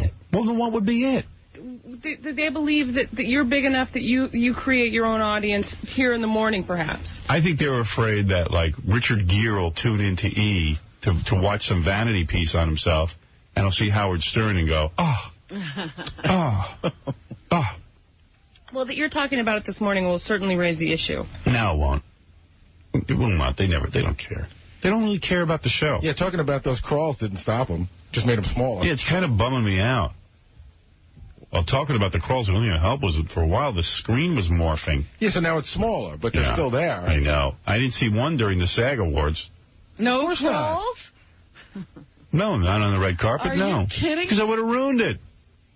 Do you know how long, I was reading an article on the plane, do you know how long their Oscar coverage is going to be that day? 15 hours. Yeah, they're like the Super Bowl. It's Oscar they're starting everything. They're starting at like 10 in the morning. That's smart. actually. But they really are. The Oscars are becoming like the Super Bowl. It's getting almost Super Bowl-type numbers for their commercials now, and he's taking it seriously. Well, it's the gay Super Bowl. That's what we were saying. It's the gay Super Bowl. He has all gay correspondence, but pretty much. Gay guys have a party. It looks like to me. I mean, I don't know if they're gay, but they seem very effeminate. They're guys. Gay guys have an Oscar party the way Artie would have a Super Bowl party. Because they have guys on that red carpet who are like, oh, my God, like bad toupees and, you know. Weird outfits. Weird outfit. Like they just stepped off Mars. You know who's funny on that channel? channel? And they cleaned them up for the E! channel. Michael Musto. You ever see Michael Musto on there? Yeah. I mean, his glasses, you know, are 10 feet long, and he's always wearing a green leisure suit. Could he beat up anyone? No. Yeah, but how about doing another show, seeing a scroll for your show, like tonight on Howard Stern? Nothing, Mr. ever. Methane. Nothing. They're embarrassed by the show. Here's what I think. I think probably our show would fit in better somewhere with, like, the Comedy Channel or, you know, wherever the hell Jon Stewart's on. What is that on? Comedy Central. Comedy Central or MTV or even HBO or something. I was thinking HBO. You know. And E! then will...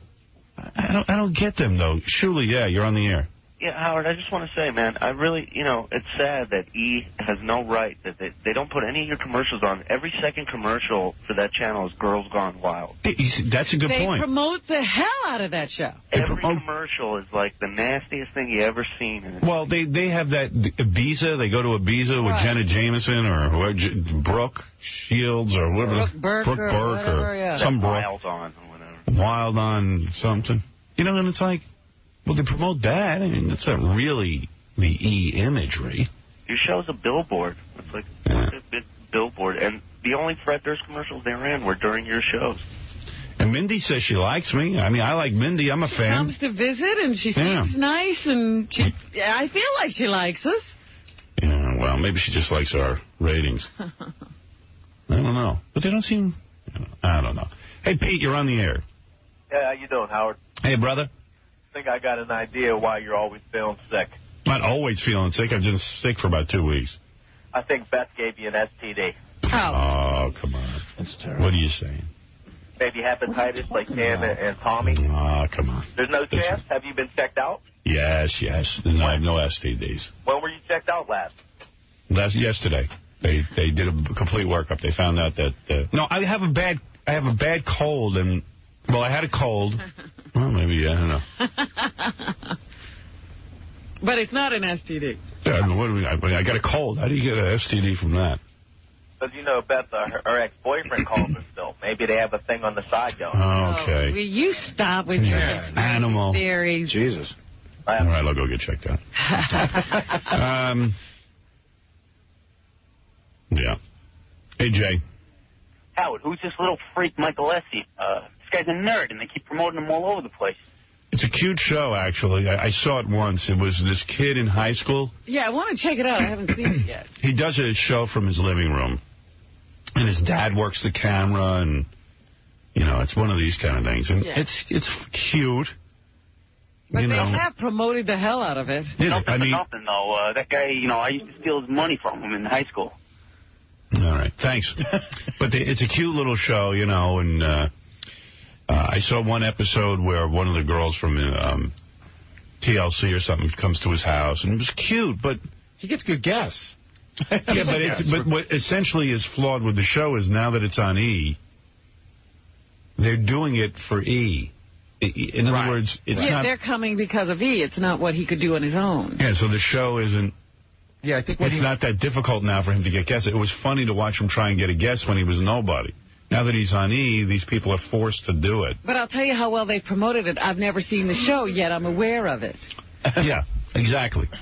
Our show is never promoted. Right. And it's disturbing to me. You would think that since we're the #1 show on their network, they would really get behind it. Yeah, I don't know. How long have we been on E!, do you know? How many years? Like on this radio station, they're always like, the home of the Howard Stern building. Or top of the Howard Stern building. I love that. Because it reminds people we're on, and not in an obvious way. It's brilliant. You know, but it's a promotion. Even though we're #1 here in the morning, we still have to, you know, we still like to have a presence on the station. Unless it's a real lame station. Yeah, like NBC. Yeah, on NBC I asked him not to. Don't talk about it. Michael Esney has his father working the camera and 2 lawyers working the buttons. There you go. You know how many years we've been on E now? I don't know. Anybody have a guess? I would guess 10. I'd say 9. You started in 94, I'd say. You're absolutely right. We've been on E 9 years in June. This coming June will be 9 years we're on the network. Wow. See, the reason I asked one of the longest running shows in cable. Well, and the reason I ask that is because usually, like, even with, like, you pick up Entertainment Weekly, and they'll do a whole article about the 5th anniversary of Conan. When he was Conan. No, but I'm wondering... Conan, they put him on E for a while. He couldn't even get a blip on the ratings. Same with Letterman. Yeah, they put All of Letterman them. on. You try and get a blip on E. But I'm wondering if, like, how come you never see articles about that you've been on for 9 years, one of the longest running shows on cable, still gets a great rating every night? You'd think he would what take happened on our 5th anniversary? Nothing. No, I know what happened. I know exactly what happened. What? Nothing. I didn't get a phone call. It's weird. Yeah, like, what other show on E has been on for 10 years? Please. Nothing. Thank you. Not a lot of shows have been on for 10 years, period, anywhere. In case you have any good gay sex this weekend? He's stepping up like he has a story. As a matter of fact. I don't know. I don't understand, like, the whole... The answer's no. No, of course not. All right. That's all I want to know. I don't understand how being with a guy is gay. No, it's just like I didn't even do anything gay. I didn't say anything gay. And you looked at Dave Moreno's ass. That was enough, and that was like 5 years ago. Yeah, I kind of stuck with me. In retrospect, maybe that was a mistake.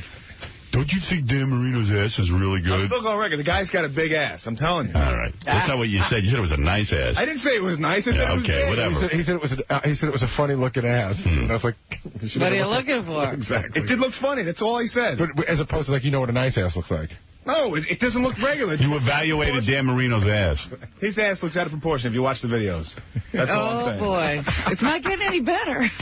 Yeah, right. I'm going to leave. You shouldn't even notice Dan Marino's ass. Yeah, but I couldn't help but notice it. Like, you ever look at somebody on the street and say, well, you know, there's something weird going on there? Women. If it's a guy, you never look down below his eyes. Sometimes you can't help but notice it. If an ass is out of proportion, it's on a woman. Of course. That's the only ass you know. I noticed That's like how I'm looking at an ass. I'll take it one step further. I don't look at Gary and go, you know, his ass is a little out of proportion. And if you do notice it, you should never verbalize it. Well, I don't care. I'll say it. I mean, I've gone on the street and I'll see something wrong. How's my ass? You're in proportion, I guess. See? But that doesn't you shouldn't even know that. You should say, here's the answer. How would I know? I don't look at your ass. Then I'm lying to you. Then I'm lying then. If Dan Marino has a funny ass, Carmen Electra's ass is hilarious. You like the way my... you can see kind of the outline of my balls through my pants. You see, you understand that's gay, right? I like that, yeah. All right, well, you should be looking at He came that. here once and started talking about seeing somebody's on TV that nobody else saw. Sometimes you can't help but notice stuff. If you're gay. No. If you pay attention to detail like I do. All right, thank you. We got to take a break. When we come back, we have so much more to talk about, but we got to take a break. And right after these words, we'll be back. Hi, this is Mike Piazza, baseball superstar. When I sign, I'm going to buy K-Rock and fire 𝗵𝗵ici𝗿𝗍.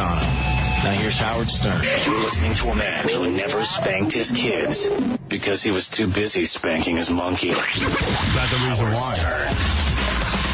I just didn't want to humiliate my kids. I'm not saying I didn't spank my monkey.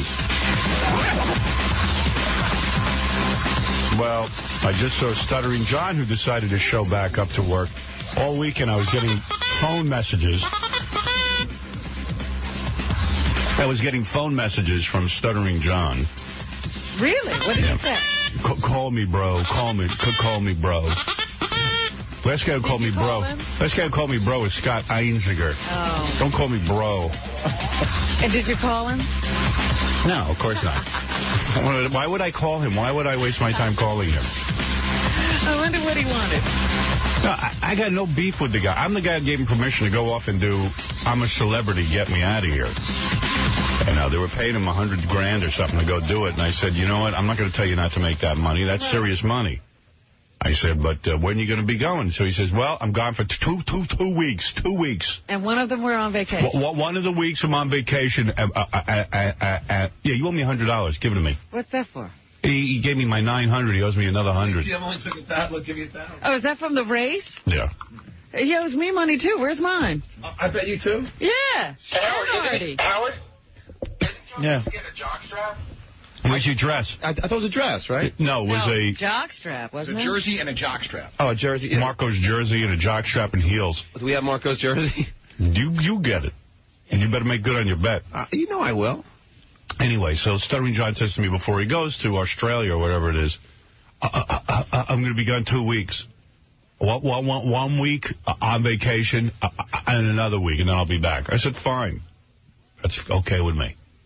Gary came to me and said, it's fine with you. He goes, well, when was John going to tell me? It's like, now it's my job to go find someone to replace John. Wait a minute, he didn't tell Gary. No. So Gary was like, goes up to John, goes, what's the deal here? 2 weeks. 2 weeks. Dude, I'm going to tell you, I'm being serious with you. You abuse me and embarrass me. I'm sick of it. I told Gary it was 2 weeks. No, you didn't. You told me it was 2 weeks. You told everybody it was 2 weeks. It was 3. Then the week before I left, I went up to Gary in his office and said, everybody says on that show you didn't stutter. Here you stutter plenty. I said, I made a mistake. I initially thought it was going to be 1 week while we were off. When you lie, you stutter. I realize that. Yeah, okay. You're a liar. Gary, did he do this? Why can you never be wrong? Why can't you admit you lie? I'll swear on my life I did. You came up to me and told me you were going to be gone 2 weeks. Initially, I thought it was going to be 1 week. So then why wouldn't you come to me and tell me it's 3 weeks? Because then Gary told me he had a discussion with you. Told you that I You didn't have any discussion with me. Remember Gary? And he said that Gary's discussion with me. Gary's discussion with me. Remember when you told me? All right. Gary's discussion with me is how the hell? Like, yeah, sure, John goes off. But then it becomes my headache. I got to run the office. What happened was I went to Howard to say, I just want to make sure you know that John's going to be gone a week while we're here, because I was out of the loop on this thing when the whole thing started. So Howard goes, no, I didn't know John. Howard Here's what I want. Gone a week while we were here. Listen, I'm just going to settle all this. From now on, he is not to bother me with any of his projects. Just say no to everything. Okay? No. The answer is no. Here, I'm going to tell you something. I want to go for a month and do a celebrity bingo. So you got to understand the way... No. He's going to come to you. You're not coming to me, right? You understand that? Do you understand? Sure. All right. Sure. I want to do celebrity bingo for a month. What are you going to say? Don't bother Howard with your problem. No. You don't have to say that. Okay, no. No. Okay, no. You don't even have to do that. No. All right, let's practice again because you screwed that one up. Right. All right. I just got asked to run for vice president of the United States. No. No? All right. Or go. No. Just say no. No, he can decide to leave. Anybody can do that. But you say no. No. Right. See, you messed it up again. No, I think you got to rehearse it one more time.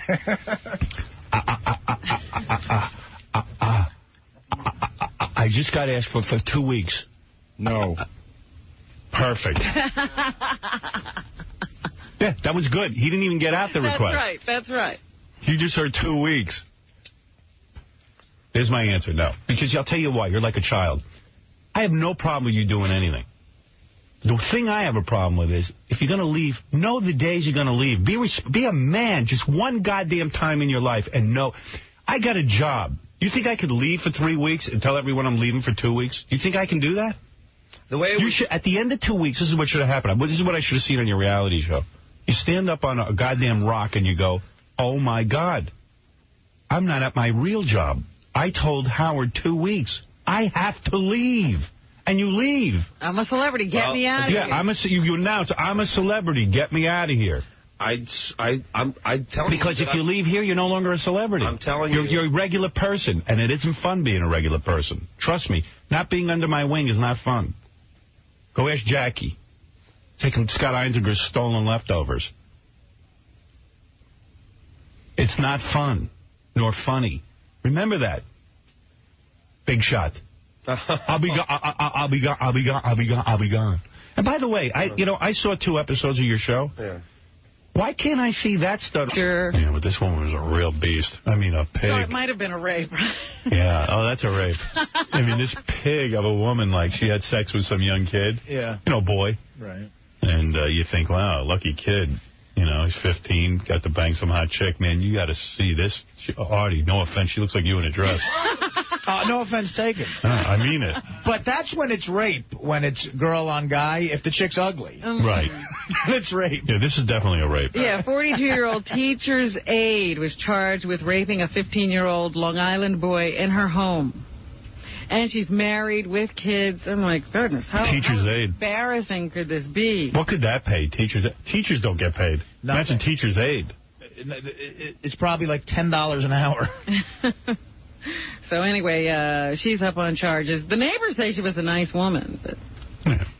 Well, it's like John. He goes on an island with people. Everyone's nice. Everybody thinks he's nice. David Letterman's eye is not all better yet. He should really give it up. He should retire. Go enjoy your life, dude. You made a ton of dough. Your body's falling apart. You had a heart. What do you have, a heart transplant or something? He had bypass surgery. Yeah, I mean, and now he's got shingles. It really would be funny if he had a heart transplant and he's still doing it. I mean, like what signal do you need that it's enough? These guys never give up their shows. I've been sick for a month. I can't wait to give up my show. I give it up right now. CBS announced on Friday that Letterman will miss this week's Late Show, and there will be celebrity substitutes. Filling in are Whoopi Goldberg tonight, Vince Vaughn on Tuesday. Stuttering John on Wednesday, I believe. Elvis Costello got Wednesday. They were thinking of Stuttering John. I would get Stuttering John over Elvis Costello. Will Ferrell on Thursday, and Friday's host is yet to be announced. Lou Piniella. Notice Letterman picks all horrible people. Like no one who could be a threat to him. Yeah. Imagine like they put me on there with half a finger. I make it more entertaining and the ratings go up. He could stay home. Then he'd have shingles all over the place. I think Lou Piniella's a great idea. I think Chris Judd. There you go. An hour of silence. Since everybody's in love with him now. Yeah, he's Bruce Willis filled in for him. I saw that. Yeah. It was the biggest train wreck I've ever seen on television. Yeah. It made me appreciate Dave. You couldn't possibly watch. That's what he's trying to do, make you appreciate him, I guess. Yeah. But they say right now that overall his health is excellent. But a complete recovery will require some additional time for the eye shingles. So they say the principal treatment for Letterman right now is rest. You know what? Stay home. I went to get that guy to fill in for him on Friday, that 𝗦𝗁𝗄𝗿𝗍𝗍, the hairy guy.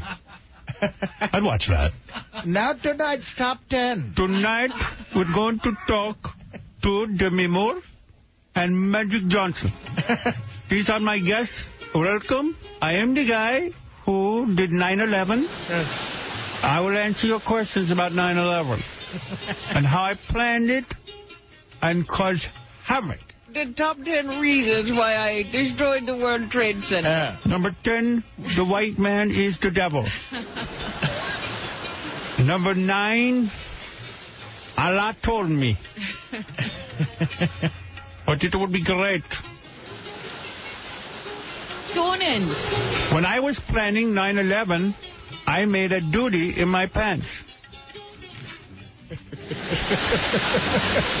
What happened was, I was doing my planning of 9/11, and I thought I was going to fart, and it slipped out. The doorbell rang. It was Osama bin Laden's third wife, and I thought that everything was fine, and then I realized I had stepped in something. I tracked through my entire cave. Dirt. This cave stinks. This cave stinks. And Osama bin Laden's wife was freaking out. She said, where are the plans for 9/11? I said, oy vey, duty on my foot. I was ashamed. Courtesy flush, please. Then I said, I'm a terrorist. Get me out of here. And that was that. He would make a great guest host. Yes. Yeah. What do you think of that story, Paul? You're great, Khalid. You're great. Khalid, it's something else. He's hip. I like Khalid. Tonight on the show, we kill Paul. I will slit Paul's throat from ear to ear. Hey, this guy's good. Come on, Fox. Good thing Dave got shingles. We're up 3 points in the ratings. Here's stupid pet tricks. Terrorist tricks. I'm going to eat a dog. Tonight, my guest is Demi Moore. Hello, Demi. Hello, Khalid. Let me ask you this. Why do you not cover your face for Allah? And why do you shave your legs and show your ankles and feet? Demi, would you like to rake my back? We are going to stone her now. Apparently, Demi had a baby out of wedlock. We will stone her to death. You're such an ass, Khalid. You said ass to a man? I'm going to horsewhip you. In my country. Who would like to cast the first stone? I have a game we can play tonight. How many stones will it take to kill Demi Moore? If you said over 30, you would have the over. 1, 2. All right, let's see. Now, tonight, for my bit, before I interview, we will do commercial, then I come back, and we will bomb the White House with a nuclear watermelon. What do you mean? You know how Dave dropped the watermelon? We have nuclear watermelon. Don't forget to take your NORAD, so you get no radiation. What a show that would be. Great. The shake. Shake your duty. Let him have the whole week. Don't confine him to one night. I tell you what, the reason I am wearing gloves tonight, I don't want to catch shingles from Dave. You know, when I was planning 9/11, I never would have thought a couple of years later I host David Letterman. I never could believe it. My career's on an upswing. I'm the biggest. I used to watch Johnny when I was going to school in America. People say to me, how will you beat Jay Leno? We will send him anthrax, and I will beat him. Oh, I'll kill him. Next up, we fly a plane into Rupert's Deli. Hey, why don't they just get Khalid Muhammad? Yeah, stupid human trick. He'll have suicide bombers. What are you going to do to Jimmy Kimmel? Who cares? He has no ratings. He can't hurt me. He's no threat. He's no threat. He's like France. He's my dog. He does what I say. He's like France.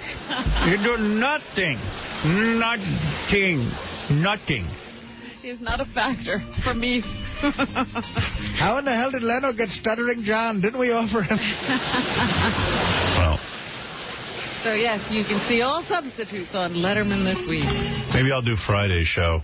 Yeah, They're looking for somebody. I wouldn't even do it. Dude, you know what they're going to do. They're going to pull out of Regis again. Yeah, anybody that Dave isn't threatened by. Yeah. Anybody good, they wouldn't let host. Dude, you know you could do it with a phone call. You just got to call over there. Yeah, oh, yeah, they'd be thrilled to have me. Oh, yeah. No, you can be a guest, Howard. That's exactly what they said. They'd put on Lech Walesa before me. All right, I have a question for you. You're Athena Onassis Roussel. What am I wearing? Anything you want, because you've got $2.7 billion and you're 18 years old. Oh, my breasts and vagina. I'm so ready for you. Oh, yeah. Come on, give it to me. I'm just getting into my part. Okay. All right, I'm Athena Onassis. Yeah, and have you seen her? Yeah. She hot? She looks like her mother. Yeah, she's not bad. She's not awful. I'd bang her. But she's not the greatest looking girl in the world. She's a single bagger. Tell you what, that $2 billion makes her a no-bagger. I know what I would do with her. What? I'd kidnap her and kill her. And take her money. So I'm wondering if she's not going to wind up just like her mom, going after guys that she really shouldn't be with. Get. Yeah, she will. Of course she will. Oh. She's rich, and there's going to be lots of guys who are going to be after her. Yeah, because she's dating this dude right now who's married. Yeah, it's a disaster in the making. And they think that she's run off to Brazil to get surgery because, you know, he likes women with small butts. So she can't work out. She's going to get surgery. she's got the $2.7 billion. Oh, well. He should be having the surgery. Right. Yeah, no kidding. That's what these women can't figure out. What kind of a guy is that? He's got the $2.7 billion. You know who should go after her? Mark Harris. Oh, no. She's way too billion. young. She's way too young for Mark. I'm going to build us the giantest disco floor you ever saw. Athena, let me show you my ideas for my summer suits. I wish her well, because, you know, that $2.7 billion is probably continuing to be cursed. I tell you what, $2 billion at 18? Oof, man. It's amazing. An amazing amount of money. All right, Iraq. Colin Powell thinks that he has the votes necessary to pass a new resolution in the United Nations Security Council. So he doesn't think that the United States will be going without any support. However, he does expect France to veto it, which would take the measure off the table anyway.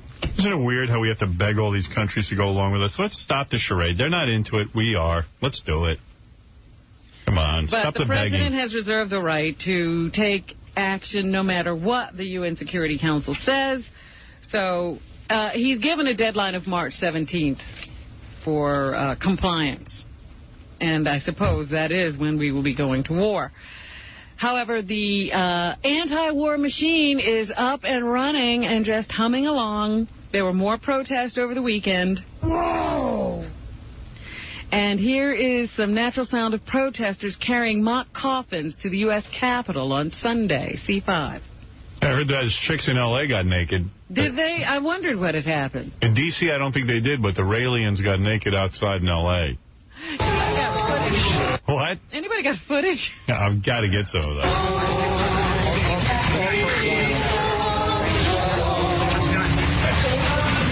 Why are all these people not wanting us to get the terrorists? What's wrong with them? I don't know. Yeah, but World Trade Center was blown up. I can't explain it. But they're out there singing. And carrying their coffins. You know what? Carry your own coffin if we don't do this. Because guess what? They're going to blow our asses up. We got to keep these terrorists busy. Or else they coagulate like blood. And they just get together and think of ways to destroy us.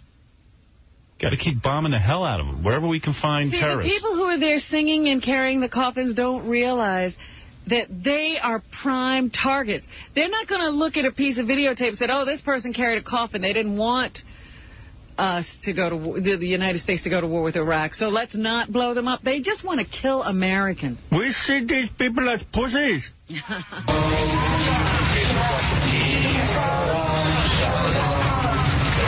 It also tells me that anti-war people are terrible singers. Why are people in the streets parading around with signs of this Khalid guy they caught, calling for his lynching and supporting the president, the CIA for finding this guy? We're so civilized. We don't even want to kill the people who want to kill him. They should be in the streets screaming for his blood like they did for Mussolini at the end of World War II.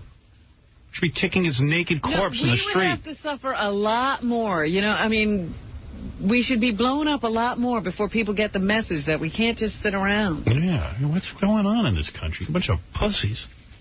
Don't understand it.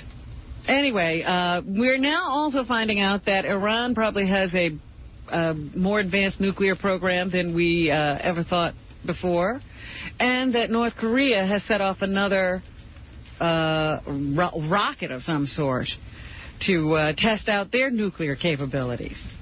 They've also discovered that Saddam Hussein has cluster bombs that could distribute lots of biological or germ warfare. So let's just sit around and let it all happen. The weird thing is, once we take care of Saddam Hussein, Iran's going to run rampant because they're afraid of him. That's why they're developing nuclear weapons. They're afraid of that guy. But that's why I say this is a whole area that needs a lot of work. Yeah. You can't just take out one little problem. There are lots of problems in this area. Basically, if we got rid of all the people over there, everything would be fine. Well, that would be one way to clear it up. Well, that's eventually what's going to happen, I think. It seems to me that's where we're headed. I'm sure there's some nice people over there, but there are also a lot of bad ones. Yeah. So it's our problem to have to go over there and try to make some sense out of it. because nobody else has been able to. Strange thing happening over at the Marriott Hotel, I think it was, at the airport. They found a woman dead in the basement with her throat slashed. And they got an anonymous call from somebody who said, go down there and check on this woman. And now they think it's somebody who worked with her that she may or may not have been dating for a time. But they found her body, and they called out all kinds of people to surround the hotel and search. But they haven't found anyone yet. You tell me they're thinking that it's the guy who called in is the guy who slit the throat? Yeah. Why would he do that? She was called down to the basement by someone. So, you know, she got a call, go to the basement. She went to the basement, never returned. Someone found, you know, then this call came, you better go down and look for her. I wonder why what do you think, they had a dose of conscience? I guess they wanted her found. They didn't want her lying there for a long time. So, I guess because the guy had to work there. He's like, yeah, I don't want a dead body where I work. Yeah, somebody's got to come clean. Come on, clean this thing up. He doesn't clean up after himself. Ay, ay, ay. And these nightclubs now are just, you know, you're taking your life into your hands when you go out to party these days. What happened? 8 people were shot and 2 more were stabbed in a brutal melee at a Times Square club that erupted when a man brandished a chrome-plated pistol and shouted, "Let's light this place up." Wow. Now they're considering that this might have been the result of gang violence, so they're investigating that. I think it was a video arcade. It was, but there was a nightclub dance kind of place above it or below it or something. Yeah, I've quit dancing. Yeah, because it's dangerous. Yeah, I don't do it anymore. Bad for your health. And, of course, the SAG Awards were last night. They were pretty good. I watched half of them. And yeah? Yeah, they had like a lot of famous people, and they spoke quickly, and they got to lots of famous people. There was no clips, very little. Oh, they don't do all that build-up? Very little. Award? Very little. Very good show, actually. Because I have actually never seen the SAG Awards. Yeah. I love award shows. I'll go look at it tonight. I love award shows. I love them. Well, here are some of the winners. Sean Hayes of Will and Grace. He won the award for Best Actor in a Comedy Series, D3. All right. I was completely, I know everybody says this, but truly completely shocked. I did not think I was going to win at all. I mean... These actors really seem to care about this. Yeah. I hadn't won. You know, it's exciting. The other actors who've... And so I'm good to go for the rest of my life, you know. And this is just kind of icing on the cake. Thank you. Rachel Griffiths won for 6 Feet Under. The whole cast was awarded a Best Drama Series. So here's Rachel Griffiths accepting that award, D4. I do think we're an incredibly warm cast. I got to tell you, I watched it. That's the incredibly most ugly cast I've ever seen. The most hideous-looking people. Well, they're undertakers. They're not supposed to be beautiful. Wow. There's no glamour on that show. I think we're all good people. We all get on very well. Yeah, whatever. I don't care about that. Catherine Zeta-Jones was given the award for Best Supporting Actress for Chicago. She's as big as an elephant. Well, she's pregnant. By the way, you can't get through 10 minutes of that movie. It sucks so bad. Chicago. Really? Yeah, it sucks. It's like people like to be in the middle of a story and some people break out and start singing. Oh. Well, that's why they call it a musical. I hate it. It's like hanging out with annoying people. Right. Enjoy. Imagine I'm telling you a story, I start singing. Yeah. They run up to it and then just enjoy. Yes, Robin, we're doing the news. All my team there on Chicago's. Now her head's bigger than ever. I know. That's the only bad thing about this. She'll start thinking something of herself. Right. Christopher Walken won for playing the dad in Catch Me If You Can. He was Best good. Supporting Actor, D1. To be part of certain movies that people will watch over and over, and as time goes by, the preservation of movies will become better, and the movies that we're seeing right now may be shown hundreds of years from now, so it's don't count on it. That is a funny man. You know, he did a guest hosting gig on Saturday Night Live a couple of weeks ago. And I haven't watched Saturday Night Live in years. I sat there and watched the whole thing because every time he shows up, he's funny. Is he? Yes. Wow. He's amazing. Yeah, he is funny, man. Yeah, he's cool. He was just incredible. And Renee Zellweger is the greatest actress on earth. She won for Best Actress in Chicago. She looks like she swallowed 10 sour balls. And I don't know, her cheeks are all red. It looks like she rubs oil on her face. Really? Yeah, there's something weird going on with her. I don't know what happened to her. She was kind of cute. And she had sex with Jim Carrey, and it sucked the life out of her. Ruined her? He's like he must have drained her for looks. Me too. I think there's a lot of reasons why, but I'm sure that... I'm pretty sure when you have sex with me, eventually your looks get drained. And there is but it's a combination of it more than He must have toxic semen. anything. It has such a wonderful energy to it as well, and it's fun. It's fun, Chicago. See, you're not getting it. It's fun. And all that jazz. There's nothing fun in it for me. I'm not having fun. Yeah. It's not fun or fun. No. I feel like telling those people to shut up. I'm having the direct opposite reaction. Experience. Huh? It's not funny. You know what I watched? That show with John Ritter with the hot chick? 8 simple... what is the name of that? 10 Simple Ways to Date My Daughter or something? 8 simple somethings. Right. I don't know the name of it, but it's funny. But that's fun. The first episode, and I thought it was okay, but I haven't gone back. It's pretty good. Yeah? Yeah, it's pretty funny. Chick's real hot. The blonde. The blonde daughter? Oy vey. Well, how would you have liked to have been cast as the other daughter? That's not good. That's not fun or funny. That's what's happening there. The poor girl's going to have a complex. The Rock and Roll Hall of Fame does its inductions tonight. It's important. And some of the groups that will be inducted include AC/DC, of course, The Clash, Elvis Costello and the Attractions, The Police, The Righteous Brothers, and we have a little bit of Joe Strummer here this morning, who died. Of course, he won't be there tonight when The Clash is inducted into the Hall of Fame. They won't wheel him in? No. But he did say in an old interview he didn't want The Clash to end up like The Who. E1. The Who, I saw it for myself, it's kind of, they just put up with each other backstage and then go out and do the stuff. I don't want it to be like that. I want to feel like these guys are my friends. We're playing music because we like it. I mean, no one's forcing us to do this. It's insane. People just tend to hang on to the same structure because it's making money. Or Well, what part of Joe Strummer's life didn't he understand that sometimes people don't have to love each other, but this is their way of making money, and they enjoy being on stage, but they don't enjoy each other as people? No. He wanted to like the people. Oh, dope. Well, he didn't end up like The Who. That's one thing for sure. Yeah.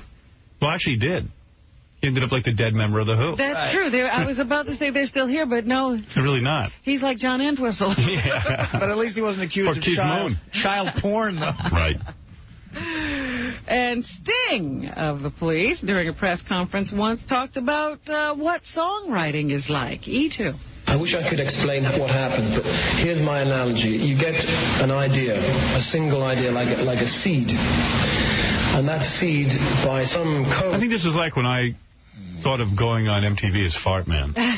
You've got a seed. Yeah, so I can kind of relate to this. By like a DNA code grows arms and legs, like verses, choruses, bridges.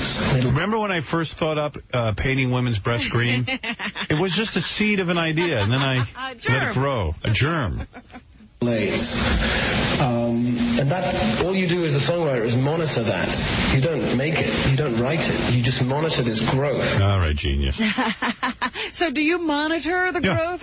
I mean, these ideas don't come to me like I invent. They just go through me, and I monitor I just watch. I watch the brilliance that is my brain. And Bobby Hatfield, who is one of the two Righteous Brothers, on when he and Bill Medley split up in 1968. Is he the tall Munster-looking dude? No, he's the little blonde dude. He's always wanted to be a solo artist. We were both lead singers, you know, and he's always wanted to be a solo artist, and that was a good idea, because you did so well on your own. Basically why he decided to take off. And maybe, the music was changing a little bit in the late 60s, and he felt it was time to get out there and, head a different direction, which is... worked out really well. Probably was. So are those guys hating each other and they have to go to the Rock and Roll Hall of Fame and like each other? I think they actually got back together because they tour together now. I don't know if they hate each other backstage and just go out and do the music, as Joe Strummer said, but they are together again. Okay. And I told you yesterday that the Knicks and the Wizards played at Madison Square Garden. It was probably Michael Jordan's last game in the Garden. He says he's going to quit after this year. And Michael was a little miffed at his team because they had a couple of opportunities to win that they let slip through their fingers. And he says it's a shame that it seems like he wants to win more than the younger guys on his team. C4. 40-year-old man has more desire than the 25, 26, 23-year-old people, you know, and he's diving for loose balls, he's busting his chin, he's doing everything he can to get this team into the playoffs, and it's not reciprocated from the other players on this team. Wow, that's unusual. Badmouth your teammates. Yeah, you hardly ever hear that, especially from Michael. Man, well, that's Michael. Well, that's bad when you're the owner. You got to yell at your teammates. Well, he's not the owner anymore. Right. He's just a player, and they're not listening. And that's very disappointing. I mean, I can look in the locker room and see a couple of guys who are willing to do those necessary things. Well, sorry, we're not all as good as you. Yeah. Sorry, we're not Babe Ruth. So Michael was upset after the game yesterday. That is tough for those poor guys. The best guy ever to play the game is yelling at them. Like, what do you do? I said, it must be a little uncomfortable today in the locker room when you go in for practice. I had a comfortable seat. I was sitting between Spike Lee and who else? And Jay-Z. Jay-Z was cool. He was a nice guy. Spike Lee talked to you? We're not talking again. Is that right? Well, you can't handle the fact that you criticize him? I guess he must have heard what I thought of 25th Hour. Did he say hello? Or No. just... The last time I saw him, this was maybe 6-7 months ago before I'd seen that movie, we did say hello to each other. But yesterday there was no